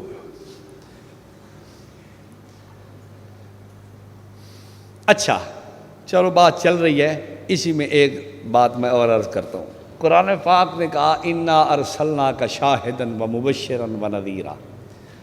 یہ قرآن حضور کی عظمت بیان کرنے آیا ہے، شان بیان کرنے آیا ہے، رسول پاک علیہ السلام کی عزت، تکریم، تعظیم، سرکار دو عالم صلی اللہ علیہ وسلم کی شان و شوکت کے بیان کے لیے آیا ہے، یہ سرکار کی شان کو گھٹانے کے لیے آیا ہے؟ کیوں جی؟ اب ان کا ترجمہ دیکھو، ترجمے میں لکھا ہوا ہے انا ارسلناک شاہدا، ہم نے آپ کو بھیجا حاضر ناظر بنا کے۔ اب حاضر ناظر معنی کیا ہے؟ حاضر کہتے ہیں موجود، ناظر کہتے ہیں دیکھنے والا۔ تو آپ سارے موجود ہیں یا نہیں؟ دیکھ بھی رہے ہیں یا نہیں؟ تو پھر آپ حاضر ناظر ہیں یا نہیں؟ آپ بھی دیکھ رہے ہیں، موجود ہیں، حاضر بھی ہیں، ناظر بھی ہیں، تو اور حاضر ناظر کس کو کہتے ہیں؟ میں کہتا ہوں اسلام کی قید نہیں، اسلام کی شرط نہیں، کافر بھی دیکھو تو موجود بھی نظر آئے گا اپنی جگہ پہ، اور دیکھنے والا بھی نظر آئے گا۔ یہ تو اس کے اندر بھی صفت پائی جاتی ہے۔ تم کس منہ سے حضور کے لیے ماننے کے لیے تیار ہو؟ بھائی یہودی ہیں، عیسائی ہیں، دیری ہیں، ہندو ہیں، سکھ ہیں، مجوسی ہیں، کوئی بھی مذہب لے لو، ان کے لوگ موجود ہیں یا نہیں اپنی اپنی جگہ پہ، اور دیکھ بھی رہے ہیں یا نہیں؟ تو جب موجود بھی ہیں، دیکھ بھی رہے ہیں، تو حاضر ناظر کس کو کہتے ہیں؟ جو موجود بھی ہو اور تو حاضر ناظر ہوگا یا نہیں؟ تو یہ کون سا وصف تھا جو تو نے حضور کے لیے مانا؟ مولوی مجھے کہنے لگا تو کر کے دکھا ترجمہ، تیرے ترجمے میں کون سی خوبی اور کون سا اعزاز نظر آتا ہے، ہم بھی تو دیکھیں۔ میں نے کہا ہمارے شیخ الہند نے ترجمہ گواہ کا کیا ہے۔ کہتا بس یہ کون سی گواہی ہے؟ دنیا کے اندر ہزاروں لاکھوں عدالتیں موجود ہیں، ہر گواہ کے اندر ٹکے ٹکے، ہر عدالت میں ٹکے ٹکے کا گواہ موجود ہوتا ہے، مل جاتا ہے۔ تو تم نے کون سا تیر مار لیا ہے؟ تمہارا ترجمہ کون سا حضور کی عزت و عظمت کا اور سرکار کی شان، شوکت و سطوت و آپ کے احترام کا ترجمان تھا؟ اس میں بھی تو وہی بات ہے۔ میں نے کہا نہیں، تو تفسیر دیکھ، حاشیے پہ تفسیر بھی موجود ہے۔ رسول پاک صلی اللہ علیہ وسلم جو گواہ ہیں قیامت کے دن، ساری کائنات کی گواہی دیں گے، انبیاء کی گواہی بھی ہے، اس امت کی بھی گواہی ہے، سارے انبیاء کی گواہی دیں گے۔ یہ عظمت، یہ شان، یہ شوکت، یہ عزت، یہ احترام کائنات میں صرف حضور کی ذات کے لیے ہے کہ پوری کائنات میں ایسا کوئی نہیں جو نبیوں کے لیے بھی گواہی دے اور پوری امتوں کے لیے بھی گواہی دے. ایسا کوئی ہے؟ تو بتا اب ہمارا ترجمہ کیسا ہے؟ وہ کہنے لگا مولوی صاحب حاضر ناظر کو بھی یوں ہی دیکھ. دیانتداری سے بات ان کی پوری نقل کرنی چاہیے. ڈنڈی مارنے کی ہمیں ضرورت نہیں، ہم ڈنڈا مارتے ہیں، ڈنڈی نہیں مارتے. باطل کی دلیل پہ ڈنڈا مارتے ہیں، ڈنڈی نہیں مارتے. کہنے لگا حاضر ناظر بھائی یہی مطلب ہے. میں نے کہا کیا؟ کہتا یہ بھی حاضر ناظر ہے. بالکل، عیسائی، یہودی، ہندو، مجوسی سارے حاضر ناظر تھے، لیکن حضور صلی اللہ علیہ وسلم کی شان ان سب میں اعلیٰ ہے. میں نے کہا کیا؟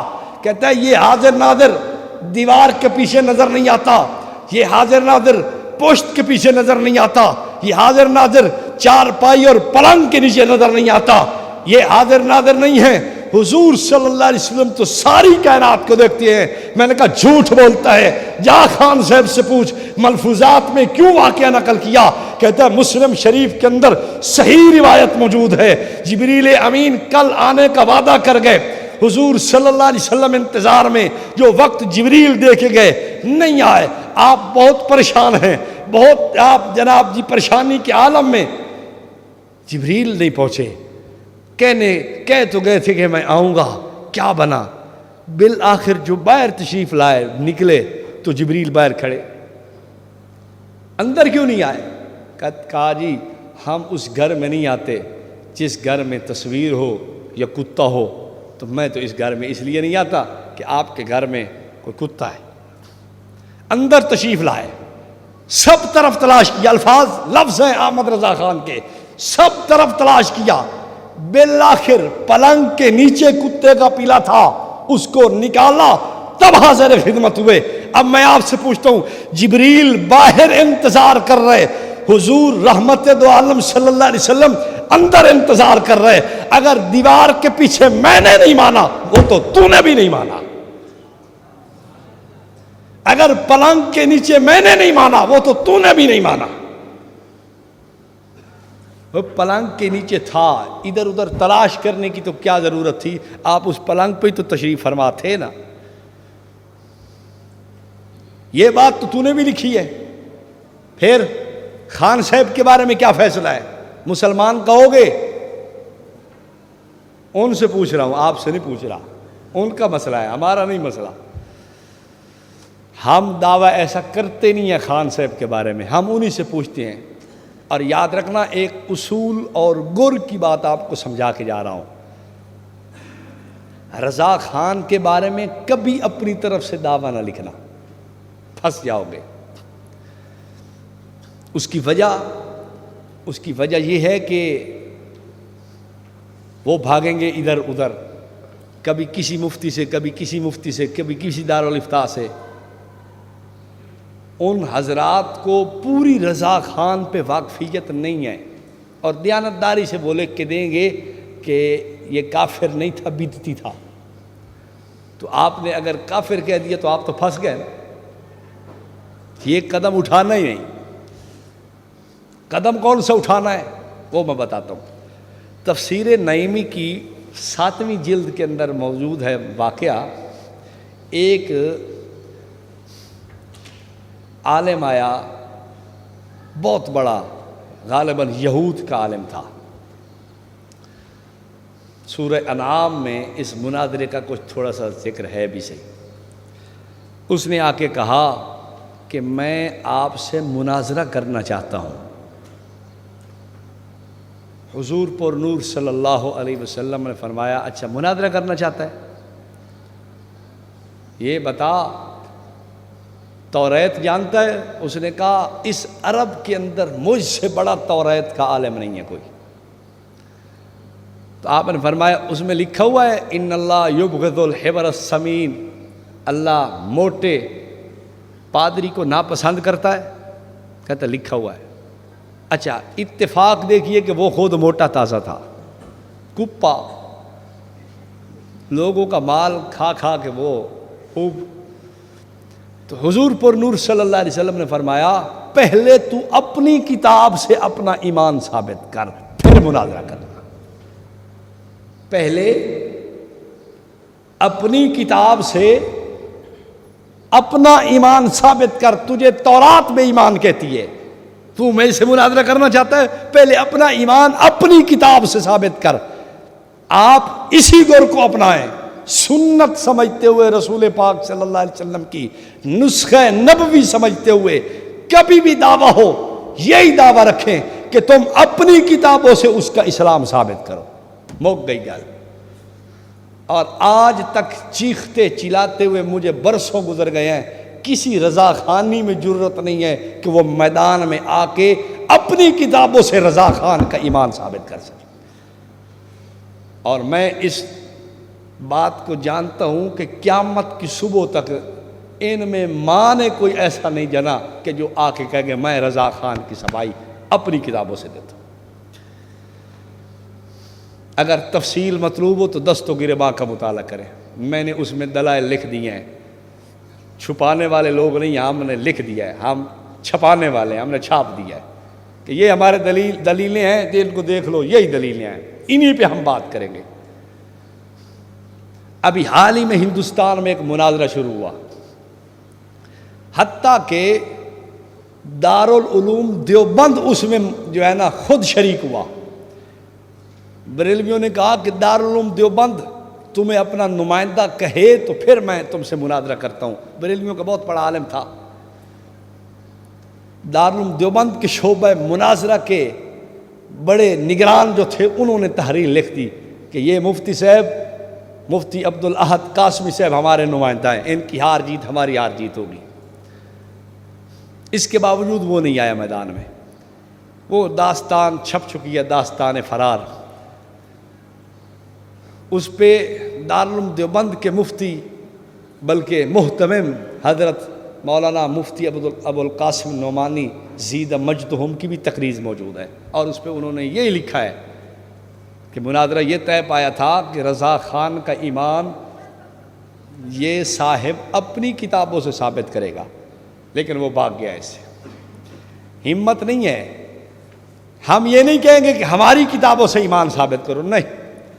بات سیدھی سی ہے یار، جس کو اس کے عقائد و نظریات کا پتہ چلا ہے اس نے ٹھوک بجا کے فتویٰ دیا ہے، جس کو نہیں پتہ چلا نہیں دیا فتویٰ. اس میں کیا حرج کی بات ہے؟ مجھے ایک فتنے کا علم نہیں ہے، میں نہیں جانتا، مجھے اس کے بارے میں معلومات نہیں ہے، تو میں کہہ دیتا ہوں کہ یار مسلمان معلوم ہوتے ہیں، تو اس میں آپ میرے خلاف کیوں ہو گئے؟ یہ مجھے معذور سمجھے نا کہ یار ان کو پتہ نہیں تھا، انہوں نے یہ بات کر دی، تو ٹھیک بات ہے. جس کو پتہ تھا اگر اس نے نرمی کیا تو بتاؤ مجھے. امام اہل سنت حضرت شیخ مولانا سرفراز خان صفدر رحمہ اللہ اس فتنے کے سارے پیچ و تاب جانتے تھے، اس فتنے پہ پوری نظر تھی، انہوں نے رعایت کی ہو تو دکھاؤ مجھے. ابن مرتضی حضرت مرتضی حسن چاند پوری، دکھاؤ، رعایت کریں، تمہارے بارے میں لاؤ. جو تمہیں پوری طرح جانتے ہیں تمہارے بارے میں رعایت کریں تو تم لاؤ، ادھر ادھر کی باتیں چھوڑو. حضرت اکاڑوی رحمۃ اللہ علیہ سے سید اسد نے مناظرے کے درمیان کہا تھا میں بنوری ٹون کا فتویٰ پیش کرتا ہوں، اشرفیہ کا فتویٰ پیش کرتا ہوں، احمد رضا خان کو مسلمان لکھا ہے. حضرت فرمانے لگے او کملیا، تحریر میں بنا کے دیتا ہوں، پھر تو پیش کر، میں دیکھتا ہوں کہ دنیا کا کون مفتی اسے مسلمان کہتا ہے. اور جیسی تحریر ہوگی فتویٰ تو ویسا آئے گا. مجھے احمد رضا کے عقیدے لکھنے دے. ایسے عقائد کے بعد اگر دنیا کا کوئی مفتی اسے مسلمان کہہ جائے مجھے پکڑ لینا آگے. خیر بات کہیں سے کہیں چلی گئی، میں پھر واپس بات اپنی کو لے کے آتا ہوں.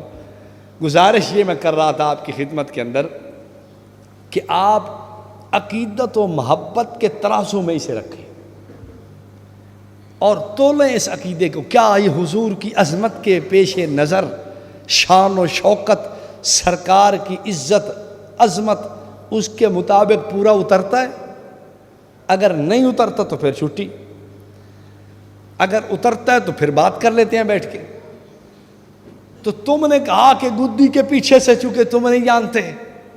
یہ تو تمہارے غلام رسول سعیدی نے بھی اوجھڑی کے مسئلے کے تحت لکھا ہے، جہاں اس نے یہ مسئلہ اٹھایا ہے کہ کفار آپ صلی اللہ علیہ وسلم کی پشت پر اوجھڑی رکھ دیتے تھے اونٹ کی، تو حضور صلی اللہ علیہ وسلم نماز پڑھتے رہتے تھے. پھر سوال خود اٹھاتا ہے کہ یہ تو نجاست تھی، آپ صلی اللہ علیہ وسلم کی پشت پہ انہوں نے رکھ دی، تو حضور علیہ السلام نماز کیسے پڑھتے رہے؟ ایسی نجاست اوپر پڑی ہے، نماز تو روا نہیں. کہتا ہے کہ حضور کو پتہ نہیں ہوتا تھا کہ میری پشت پہ کیا رکھا ہے، تو گدی کے پیچھے کا مجرم مجھے کیوں بناتا ہے؟ تو بھی تو ہے نا. یہ بات تو بھی لکھ رہا ہے. آج کل اوجھڑی کا مسئلہ بڑا چلا ہے ملک کے اندر. اوجھڑی حلال ہے یا حرام ہے، اوجھڑی حلال ہے یا حرام ہے. ان کے مفتیوں کا علم یہی ہے، کہتا ہے کہ یہ نجاست کا ٹینک ہے، اس لیے اس کی کھانے کی اجازت نہیں ہے. بھائی مجھے یہ بتاؤ، بھائی گردوں سے پیشاب فلٹر ہوتا ہے، ان کا کام یہی ہے کہ پیشاب کو فلٹر کر کے پیشاب کو ایک طرف کرنا. وہ گردے تو حلال ہیں جو ہر وقت یہی پیشاب بنانے پہ لگے ہوئے ہیں، اور اگر اوجھڑی پخانہ بناتی ہے تو وہ حرام ہے. تمہاری قیاس کی بھی کیا بات ہے، واہ! ایسا قیاس رضا خان نہیں کر سکتے ہیں جو شاید سوچتے کسی اور جگہ سے ہے. اچھا مجھے یہ بتاؤ، نجاست غلاظت جیسے ٹھیک نہیں، یہ دم مسفوح بھی تو ٹھیک نہیں نا؟ یا ٹھیک ہے؟ بولیے. نہیں ٹھیک نا؟ رگوں کے اندر کیا دوڑ رہا ہے؟ خون. اب خون یہ رگوں میں دوڑ رہا ہے تو کیا خیال ہے آپ کا؟ یہ جو نکلتا ہے تو نجس ہوتا ہے یا نہیں؟ وہ بھی نکلے تو نجس ہے. یہ رگیں گوشت کے اندر ہیں، اور جب آپ گوشت کھاتے ہیں تو وہ رگیں آپ نکال کے باہر پھینک دیتے ہیں. کیوں جی؟ تو وہ کیسے حلال ہو گئی؟ یہاں بھی تو نجاست پھرتی رہی ہے. اصل بات یہ ہے کہ جب تک ایک چیز جسم کے اندر، اب خون بھی پھر رہا ہے نا، خون نکل آئے تو نجس ہے، نہیں نکلا تو ٹھیک ہے. ورنہ میں یہ کہوں کہ نجاست کو اٹھا کے پھر رہا ہوں، ایک نجاست اگر میرے وجود پہ لگ جائے اور ہم کہتے ہیں درہم کی مقدار سے زائد ہو تو نماز آپ کی نہیں ہوئی، نجاست غلیظہ ہے، یہ ہے وہ ہے. تو نجاست کا اتنا بڑا ٹینک مفتی صاحب اٹھا کے پھر رہا ہے، تیری نماز کیسے ہو گئی پھر؟ بات یہ نہیں، بات یہ ہے کہ جب تک ایک چیز مخزن کے اندر ہے اس وقت تک نجاست کی بات نہیں. باہر نکلے گی تو حکم لگے گا نا. خون بھی نکلے گا تو پھر نجس ہے، اندر پھر رہا ہے. وہ خون رگوں میں دوڑ رہا ہے، باہر نکلتا تو حرم علیکم المیتۃ والدم، قرآن اسے حرام قرار دیتا ہے. یہ کوئی دلیل نہیں، تیری دلیل میں نہیں مانتا. ہاں کسی مفتی کا نام لے، کسی فقیہ کا تذکرہ کر، کسی بہت بڑے مجتہد کی بات کر. احمد رضا خان سے پہلے اسلام کی 13 صدیوں کے اندر، اس احمد رضا خان کے دور سے پہلے کوئی مفتی مجھے دکھا، کوئی ایک محقق دکھا، کوئی فقیہ دکھا، کوئی مجتہد دکھا جس نے اوجھڑی کی کراہت کا فتویٰ دیا. ورنہ تیرے رضا خان کے فتوے کی کیا حیثیت ہے؟ غلام رسول سعیدی نے شرح بخاری کے اندر احمد رضا خان کے مسئلے کی دھجیاں اڑا دی ہیں. بخاری جلد 1 صفحہ 706 پہ اس نے لکھا ہے، 2 روایتیں نقل کی ہیں. ایک روایت یہ ہے کہ ایک صحابیہ کہتی ہیں میں حضرت عائشہ رضی اللہ عنہا کے پاس بیٹھی تھی، نبی پاک صلی اللہ علیہ وسلم تشریف لائے تو حضرت عائشہ رضی اللہ عنہا کو ایک پیالہ، حضور نے فرمایا کھانے کے لیے کچھ ہے؟ تو حضرت عائشہ رضی اللہ عنہا ایک پیالہ اٹھا کے لے آئیں اور حضور کے سامنے پیش فرمایا. اس میں سے میدے کا ٹکڑا اٹھا کر حضرت عائشہ رضی اللہ تعالی عنہا نے تناول فرمایا. ایک روایت یہ لکھی ہے، اور ایک روایت اور لکھی ہے کہ ایک صحابی نے بکری ذبح کی اور پھر غالباً رسول پاک علیہ السلام اس کے پاس تشریف لے گئے. فرمایا کچھ کھانے کے لیے ہے؟ اس نے کہا جی انتڑیاں ہیں۔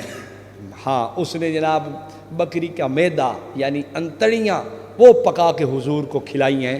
اب میں آپ سے پوچھتا ہوں، انتڑیاں اور اوجھڑی ان میں کیا فرق رہ گیا؟ جب حضور صلی اللہ علیہ وسلم کے سامنے تناول فرمایا جانا اور سرکار کا تناول فرمانا ثابت ہو گیا تو اس بدو کے فتوے کو کون پوچھتا ہے؟ اس خان صاحب کی سوچ کو کون پوچھے گا؟ پھر میں حیران ہوں۔ ایک ان کا مولوی ہے فیض احمد اویسی اس کا نام ہے، اس نے ایک رسالہ لکھا ہے حلال اور حرام جانور، اس میں صفحہ 27 پہ لکھا ہے اوجھڑی خنزیر کی طرح ہے، جیسے خنزیر سوائے مضطر کے کسی کے لیے جائز نہیں کھانا، اسی طرح اوجھڑی بھی مضطر کے علاوہ کسی کے لیے کھانا جائز نہیں۔ سوچ دیکھو، غلام رسول سعیدی نے یہ 2 حدیثیں لکھنے کے بعد نیچے ایک سطر لکھی ہے، یہی اوجھڑی کھانے کی احادیث ہیں۔ اب میں آپ سے پوچھتا ہوں، جو نبی پاک صلی اللہ علیہ وسلم تناول فرمائیں، رضا خانی بھی ہوگا کوئی جو فتویٰ دے، کوئی اور مسلمان ہمت نہیں کرتا کہ جس بات کو سرکار دو عالم صلی اللہ علیہ وسلم کے سامنے کیا گیا ہو یا تناول آپ نے فرمایا ہو اس کو حرام کہے۔ یہ رضا خانیوں کا کام ہے، کسی حلالی کا کام نہیں ہے۔ خیر، حاضر ناظر کا مسئلہ، وقت کی قلت کے پیش نظر میں نے کہا یہ اوجھڑی کا مسئلہ آپ کو سنا دوں، آپ کے یہاں بھی پریشانیاں رہتی ہیں۔ ایک رسالہ اور چھپا تھا رضوان کسی دور میں لاہور سے، اور پھر نور الحبیب نامی رسالہ چھپا ہے دیپال پور اکاڑا سے، اس میں بھی مضمون آیا ہے اور میرے پاس موجود بھی ہے موبائل کے اندر۔ ابو البرکات شاہ دیدار احمد الوری احمد رضا خان کا دوست ہے، اور یہ ابو البرکات شاہ احمد رضا خان کا خلیفہ تھا، اس نے فتویٰ دیا تھا صاف ستھرا کر لیا جائے اوجھڑی کو تو اس کا کھانا جائز ہے، حلال ہے، اس کا بھی فتویٰ موجود ہے۔ ویسے احمد رضا خان نے 22ویں جلد میں لکھا ہے فتاوی رضویہ کی، کسی چیز کو مکروہ حرام قرار دینا جس کو شریعت نے حرام اور مکروہ نہ قرار دیا ہو، یہ افتراء علی اللہ ہے، یہ شریعت پر جھوٹ باندھنے کے مترادف ہے۔ اور یہ بھی غلام رسول سعیدی نے شرح صحیح مسلم کی جلد اول میں صفحہ نمبر 1110 ہے یا 1213 یہی لکھی ہے یہ بات کہ کسی چیز کو فرض، واجب، حرام، سنت، مستحب وغیرہ قرار دینا جس کو شریعت نے نہ قرار دیا ہو، خود کو خدا رسول کے منصب پہ بٹھانے کے مترادف ہے۔ اس لیے تو رضا خانی خدا سمجھتے ہیں اس کو، خان صاحب کو، کہ جو کہہ دے جی حضرت ٹھیک ہے آپ صحیح فرما رہے ہیں۔ بہرحال میں عرض یہ کر رہا تھا کہ حاضر ناظر کے عقیدے کو آپ دیکھیں، کہتے ہیں کہ جی ہم نے جو ساری کائنات دیکھنے والا مانا ہے، یہ لوگ حاضر ناظر ہیں محدود جگہ پہ، وہ کافر حاضر ناظر ہیں محدود جگہ پہ، لیکن حضور صلی اللہ علیہ وسلم تو لامحدود ہے نا، وہ یہ پیش کرے گا۔ آپ فوراً حوالہ اٹھا کے جال حق کا سامنے رکھیں، تفسیر نعیمی کی جلد نمبر 3 صفحہ 114 آیت نمبر 268 کی تفسیر اٹھا کے پیش کر دیں کہ آپ کے مفتی احمد یار نعیمی نے لکھا ہے کہ شیطان ساری کائنات کو بیک وقت دیکھتا ہے، سارے انسانوں پہ بیک وقت اس کی نظر ہے، دل کے ارادوں پر بھی باخبر ہے، اندر اچھائی برائی سے واقف ہے، اچھائی کو دور کرتا ہے، برائی کو اس کے قریب کرتا ہے، اور اسے یہ بھی پتہ ہے کہ یہ گمراہ کس طرح ہوگا۔ تو مولانا جو آپ نے عقیدہ مانا ہے یہ تو آپ نے شیطان کے لیے بھی تسلیم کر لیا، اب آپ بتائیں یہ حضور کی عظمت اور شیان کے اور شوکت اور آپ کی عزت و حرمت کے لیے کیسے یہ آپ کے مناسب ہو سکتا ہے؟ تھوڑی سی بات اس کے دلائل کے متعلق بھی میں عرض کر دوں۔ دیکھیں، رضا خانی حضرات کے نزدیک یہ عقیدہ قطعی ہے، ظنی نہیں ہے، اس دھوکے سے آپ کو بچنا ہے۔ جہاں بات ہوتی ہے وہ کہتے ہیں یہ ایک فضائل کی بات ہے، ایک ظنی چیز ہے، ہم کوئی قطعی نہیں کہہ رہے، ہم کوئی اس کے منکر کو کافر نہیں کہہ رہے، یہ ایک فضائل کی بات ہے۔ حضور صلی اللہ علیہ وسلم کے لیے فضیلت کی بات ہے بس۔ اس کا کیا فائدہ ہوگا اس جملے کا یہ فائدہ ہوگا کہ قرآنی آیات وہ تھوڑا بہت جو مفہوم نکلتا ہوگا وہ بھی چلائیں گے، اور وہ احادیث جو خبر واحد کی قبیل سے ہیں وہ بھی چلائیں گے، اور جو کہیں کسی بزرگ کا، کسی موت بڑے عالم کا قول مل گیا، کوئی ان کو کام دیتا ہوا تو وہ بھی چلا دیں گے۔ لیکن آپ نے جس گر پہ کھڑے ہونا ہے، آپ نے کہنا ہے نہیں جناب یہ عقیدہ قطعی ہے، اس لیے کہ آپ کے ایک نہیں، آپ کے کئی علماء نے اس کے منکر کو کافر لکھا ہے۔ اٹھائیے انوار قمریہ، اس کا صفحہ 104 یہیں کراچی سے چھپی ہے۔ اس انوار قمریہ کے اندر یہ بات موجود ہے، جو اللہ رب العالم جو حضور صلی اللہ علیہ وسلم کے حاضر ناظر ہونے کا منکر ہے، وہ آدمی التزام کفر کرنے کی وجہ سے مرتد ہے اور واجب القتل ہے۔ دوسری کتاب دیوبندی مذہب، مولوی غلام مہر علی چشتیاں کا رہنے والا، اس نے بھی نظریہ نقل کیا ہے حاضر ناظر کا عقیدہ نہ ماننے والا آدمی کافر ہے۔ اور تیسرا آدمی مولوی غلام نصیر الدین سیالوی، اس نے بھی عبارات اکابر کا تحقیقی و تنقیدی جائزہ جلد اول کے اندر یہ عقیدہ دیا ہے کہ یہ عقیدہ جو نہیں مانتا وہ کافر ہے۔ اب بتاؤ یہ ظنی ہے یا قطعی ہے؟ بس اب آپ نے کہنا ہے کہ دلیل بھی آپ کی قطعی ہوگی حضرت، ظنی دلیل سے آپ کا کام نہیں چلے گا۔ اب آپ کو دلیل بھی کون سی لانی ہے؟ قطعی دلیل لانی ہے۔ اب ان کے پاس ایسی دلیل پورے قرآن کے اندر موجود نہیں ہے جو ان کی اس عنوان کے اندر معاونت کر سکے، کہیں بھی نہیں ہے۔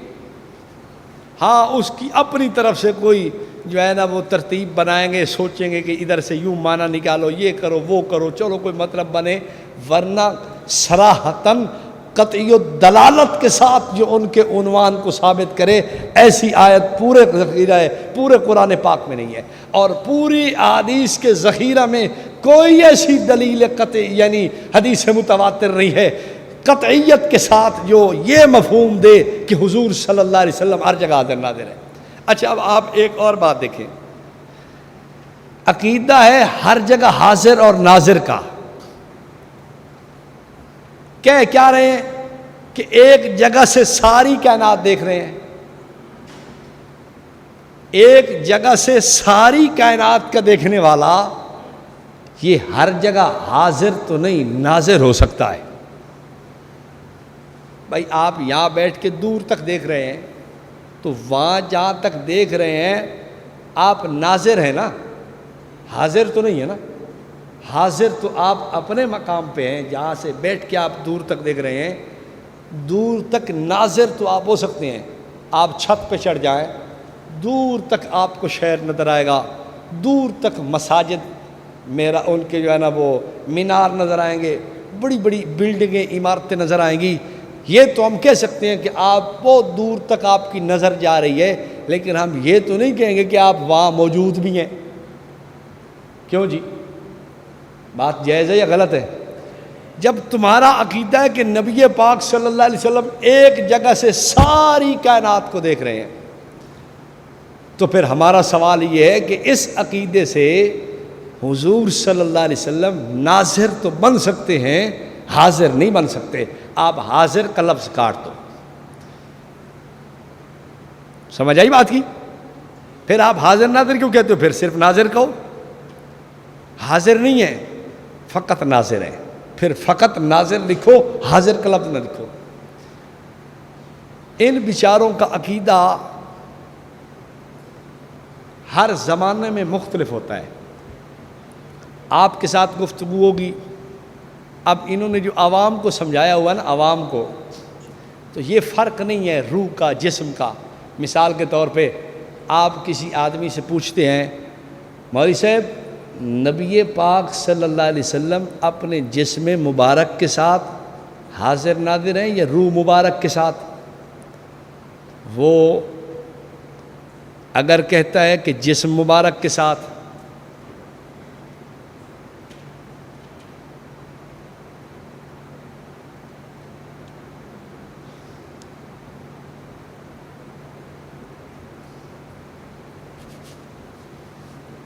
آپ صلی اللہ علیہ وسلم جسم مبارک کے ساتھ ہیں یا روح مبارک کے ساتھ ہیں؟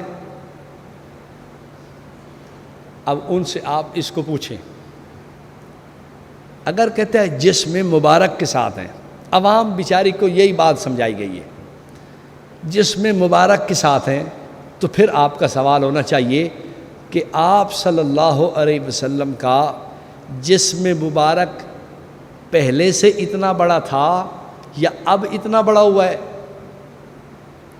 پہلے تو آپ کا جسم مبارک اللہ نے ایک معتدل بنایا ہے اور اسے خوبصورت بہترین بنایا تھا، لیکن اب آپ کہہ رہے ہیں کہ نہیں، ساری کائنات میں آپ کا جسم مبارک موجود ہے، تو یہ جو بڑا ہوا ہے یہ کب ہوا ہے، کب سے ہے؟ اگر وہ کہتا نہیں روح کی بات کر، روح کی، پھر آپ کا سوال یہ ہونا چاہیے کہ روح کی جو بات ہے یہ کب سے ہے؟ آپ جب دنیا میں تشریف فرما تھے تب بھی آپ کی روح ساری کائنات میں تھی، جب آپ پیدا نہیں ہوئے اس سے پہلے بھی آپ کی روح ساری کائنات میں تھی، یا آپ کی رحلت کے بعد آپ کی روح ساری کائنات میں ہے؟ یہ آپ سوال کریں گے۔ اب اس کی تصریح ان کے پاس نہیں ہے، کوئی روایت، کوئی آیت اس بات پر ان کے پاس نہیں ہے کہ سرکار دو عالم صلی اللہ علیہ وسلم کس موقع پر ساری کائنات میں آپ کی روح پھیل گئی۔ لے دے کہ ملا علی قاری کا ایک قول ان کے پاس ہے، لِأَنَّ رُوحَهُ حَاضِرَةٌ فِي بُيُوتِ أَهْلِ الْإِسْلَامِ، اس کا بھی وافی شافی کافی جواب امام اہل سنت رحمۃ اللہ علیہ نے اپنی کتابوں کے اندر دے دیا۔ تفریح الخواطر میں بھی موجود ہے، اور ملا علی قاری اور مسئلہ حاضر نادر و علم غیب اس کے اندر بھی موجود ہے۔ اگر روح ہر جگہ پہ موجود ہے تو یہ کب سے ہے، اس کی بھی آپ وضاحت فرمائیں۔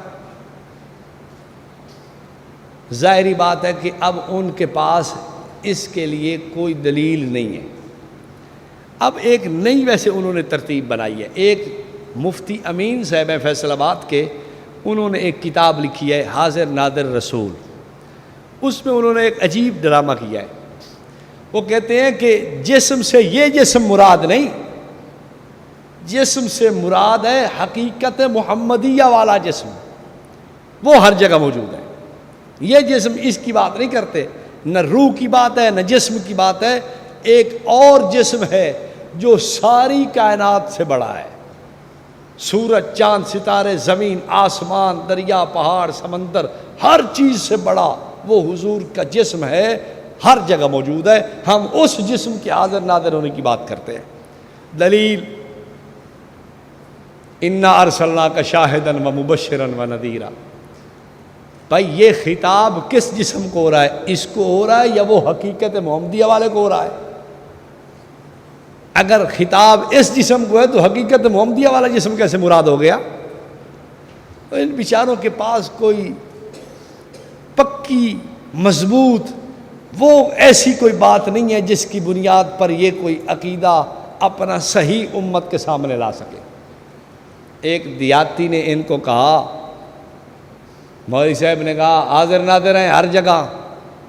اس نے کہا مولوی صاحب میں دیہاتی سا آدمی ہوں، اتنا پڑھا لکھا نہیں ہوں، میں موٹی سی عقل والا آدمی ہوں، مجھے تو ایک بات سمجھائیں، جب حضور صلی اللہ علیہ وسلم دنیا میں تشریف فرما تھے تو اس وقت آپ ہر ایک کو نظر آتے تھے، صحابہ کو بھی نظر آ رہے اور کفار کو بھی، کافر بھی دیکھ رہے ہیں، مسلمان بھی دیکھ رہے ہیں، ابو جہل بھی دیکھتا ہے، ابو لہب بھی دیکھتا ہے، عتبہ شیبہ، وہ کافر سارے دیکھتے ہیں، اور مسلمان بھی آنکھیں ٹھنڈی کرتے ہیں، مسلمان بھی خوش ہوتے ہیں۔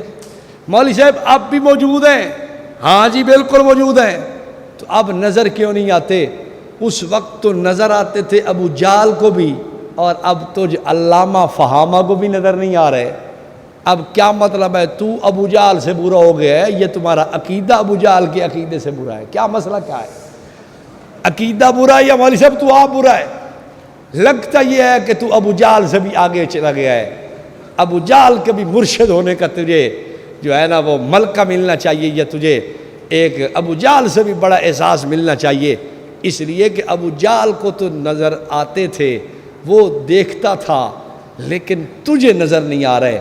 اس کا مطلب یہ ہے کہ تو ابو جال سے بھی 2 قدم آگے چل رہا ہے۔ یا پھر عقیدہ چھوڑ دے، یا ابو جال سے اگلے قدم پہ آ جا۔ اب مولوی صاحب کے پاس کوئی جواب نہیں۔ اب اس دیہاتی نے بات صاف کر دی کہ مولوی صاحب تیرا عقیدہ خراب ہے یا تو خود خراب ہے، فیصلہ تو خود کر لینا۔ تو بہرحال میں عرض یہ کر رہا تھا، اس عقیدے پر ان کے پاس کوئی ٹھوس بات نہیں ہے، کوئی پکی بات نہیں ہے، کوئی مضبوط بات نہیں ہے۔ کبھی جسم کے ساتھ ماننے لگ جاتے ہیں، کبھی ایک جگہ سے ساری کائنات کو دیکھنا ماننے لگ جاتے ہیں، کبھی کہتے ہیں نہیں روح ہر جگہ پہ موجود ہے، اور کبھی کہتے ہیں کہ بیک وقت ایک جگہ پر مولوی احمد رضا خان نے لکھا ہے کہ ایک کافر ہندو تھا، وہ 100 جگہ پر بیک وقت حاضر ہو گیا، تو اگر پیر صاحب 10 جگہ پر بیک وقت چلے گئے تو کیا ہو گیا؟ پیر صاحب 10 جگہ پہ بیک وقت جا سکتے ہیں۔ اور پھر آگے لکھا ہے کہ یہ جو باقی جگہ پہ گئے، ایک جگہ تو ان کا جسم ہے، باقی جگہ پہ کہتا ہے وہ بھی بذات تھے، ان کی مثل یا مثالیں نہیں تھی، وہ خود موجود تھے۔ اب میں آپ سے پوچھتا ہوں کہ پیر اگر کئی جگہ پر بذات خود ہو سکتا ہے تو ان کے کاغذوں میں نبی بذات خود جسم کے ساتھ کیوں نہیں ہر جگہ پہ ہو سکتا؟ تو ان کے عقیدے سے کوئی سمجھ نہیں آ رہی۔ کبھی وہ کہتے ہیں ادھر پکڑو تو پھر ادھر آ جائیں گے، ادھر پکڑو تو پھر ادھر آ جائیں گے، ادھر پکڑو تو پھر اور آگے چلے جائیں۔ اور نہیں جی نہیں، ہم حاضر ناظر کا جو عقیدہ رکھتے ہیں نا، ہمارا مطلب یہ ہے کہ آپ نے چونکہ کل قیامت کے دن امت کے تمام اعمال کی گواہی دینی ہے، تو آپ کو روضہ پاک میں عرض اعمال کی بنیاد پر تمام باتیں بتائی گئی ہیں، تو آپ اس بنیاد پر حاضر ناظر ہیں۔ جب ان کو پکڑتے پکڑتے پکڑتے آپ یہاں پہنچیں گے تو پھر ادھر اس چور دروازے سے نکلیں گے۔ اور شیخ عبدالحق محدث دہلوی نے لکھا ہے جی، یہ انہوں نے اپنی کتابوں میں لکھا ہے کہ امت کے اعمال پہ حاضر اور ناظر ہیں۔ بھائی شیخ دہلوی تو عرض اعمال کی بنیاد پہ لکھ رہے ہیں، تم بھی وہی مانتے ہو۔ اب یہ ادھر سے بھاگ بھوگ کے کہیں گے ہاں نہیں بس ہم بھی وہی عرض اعمال کی بنیاد پہ مان رہے ہیں، تو ان کے عقیدے پر ثبات نہیں ہے، قرار نہیں ہے، کبھی ادھر بھاگتے ہیں کبھی ادھر بھاگتے ہیں۔ کشات بین العائرتین نہیں ہوتا جیسے حدیث کے اندر لفظ موجود ہیں، اسی طرح کے کبھی اس ریوڑ میں بھاگتی ہے بکری، کبھی ادھر بھاگتی ہے تسکین کے لیے، تو یہ بھی کبھی بیچارے ادھر بھاگتے ہیں کبھی ادھر بھاگتے ہیں کبھی ادھر بھاگتے ہیں۔ ان کے عقیدے میں کوئی قرار دوام استقلال نہیں ہے، کبھی کچھ کبھی کچھ کبھی کچھ کبھی کچھ، کبھی نیا عقیدہ بنا لیا، کبھی پھر رضا خان والا، کبھی اس کو چھوڑ کے جال حق والا اٹھا لیا، بس یہ ان کی ترتیب ہے۔ باقی دلائل اس فائل کے اندر تقریباً موجود ہیں، اور آپ اس کا مطالعہ کریں اور اس کو پڑھیں، اور اس کو دیکھنے کے بعد پھر آپ مطالعہ کر کے پھر آپ فیصلہ کریں کہ ان کے دلائل مضبوط ہیں یا آپ لوگوں کے دلائل مضبوط ہیں۔ آخری بات میں کرتا ہوں اور بات ختم کرتا ہوں۔ حضرت عزیر علیہ السلام پر بعض مفسرین کی رائے میں اماتہ اللہ 100 عام ثم بعث، 100 سال کے بعد اٹھایا، پوچھا قال کم لبثت، کتنا ٹھہرے؟ تو انہوں نے آگے کیا جواب دیا؟ حالانکہ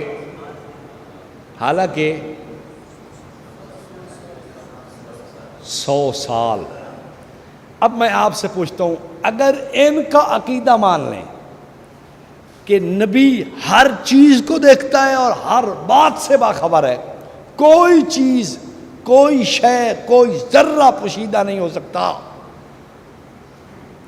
تو پھر آپ مجھے بتائیں، وہ فرما رہے ہیں کہ میں 1 دن ٹھہرا ہوں، جبکہ 100 سال ان پر موت طاری رہی ہے، اس کا مطلب ہے کہ پتہ جناب عزیر علیہ السلام کو سارا تھا، الیاذ باللہ حضرت عزیر علیہ السلام نے جھوٹ بولا ہے۔ جب سارا پتہ تھا تو پھر بھی کہہ رہے ہیں کہ لبثت تو میں تو صرف یومن او بعد یوم، بس تھوڑا سا ٹھہرا ہوں، ایک آدھ دن۔ دوسری بات، ترمذی میں روایت موجود ہے، نبی پاک صلی اللہ علیہ وسلم نے فرمایا لا ادری ما بقائی فیکم، مجھے پتہ نہیں کہ میں کتنے دن تمہارے اندر ہوں۔ یہ آپ نے رحلت کے قریب قریب فرمایا، میں نہیں جانتا کہ میں کتنے دن تمہارے اندر ہوں۔ یہ کہتے ہیں نہیں جانتے تھے، حضور فرماتے ہیں میں نہیں جانتا، یہ کہتے ہیں نہیں پتہ تھا، آپ فرماتے ہیں نہیں میرے علم میں نہیں کہ میری زندگی کب تک ہے، یہ کہتے ہیں نہیں پتہ ہے، آپ کو پتہ تھا، سارا کچھ جانتے تھے، ہر چیز کا علم تھا، ہر ایک بات آپ کے پیش نظر تھی، ذرہ ذرہ آپ کے سامنے تھا، کائنات میں کچھ چھپا ہوا نہیں ہے۔ اب اس کا مطلب یہ ہوا کہ نبی پاک صلی اللہ علیہ وسلم نے الیاذ باللہ آپ نے جھوٹ بولا، پتہ تو تھا لیکن کہہ دیا نہیں مجھے کوئی نہیں پتہ۔ اس عقیدے کو ہم کیا کریں جس میں انبیاء کو بھی الیاذ باللہ نعوذ باللہ جھوٹا ماننا پڑے، اولیاء کو جھوٹا ماننا پڑے۔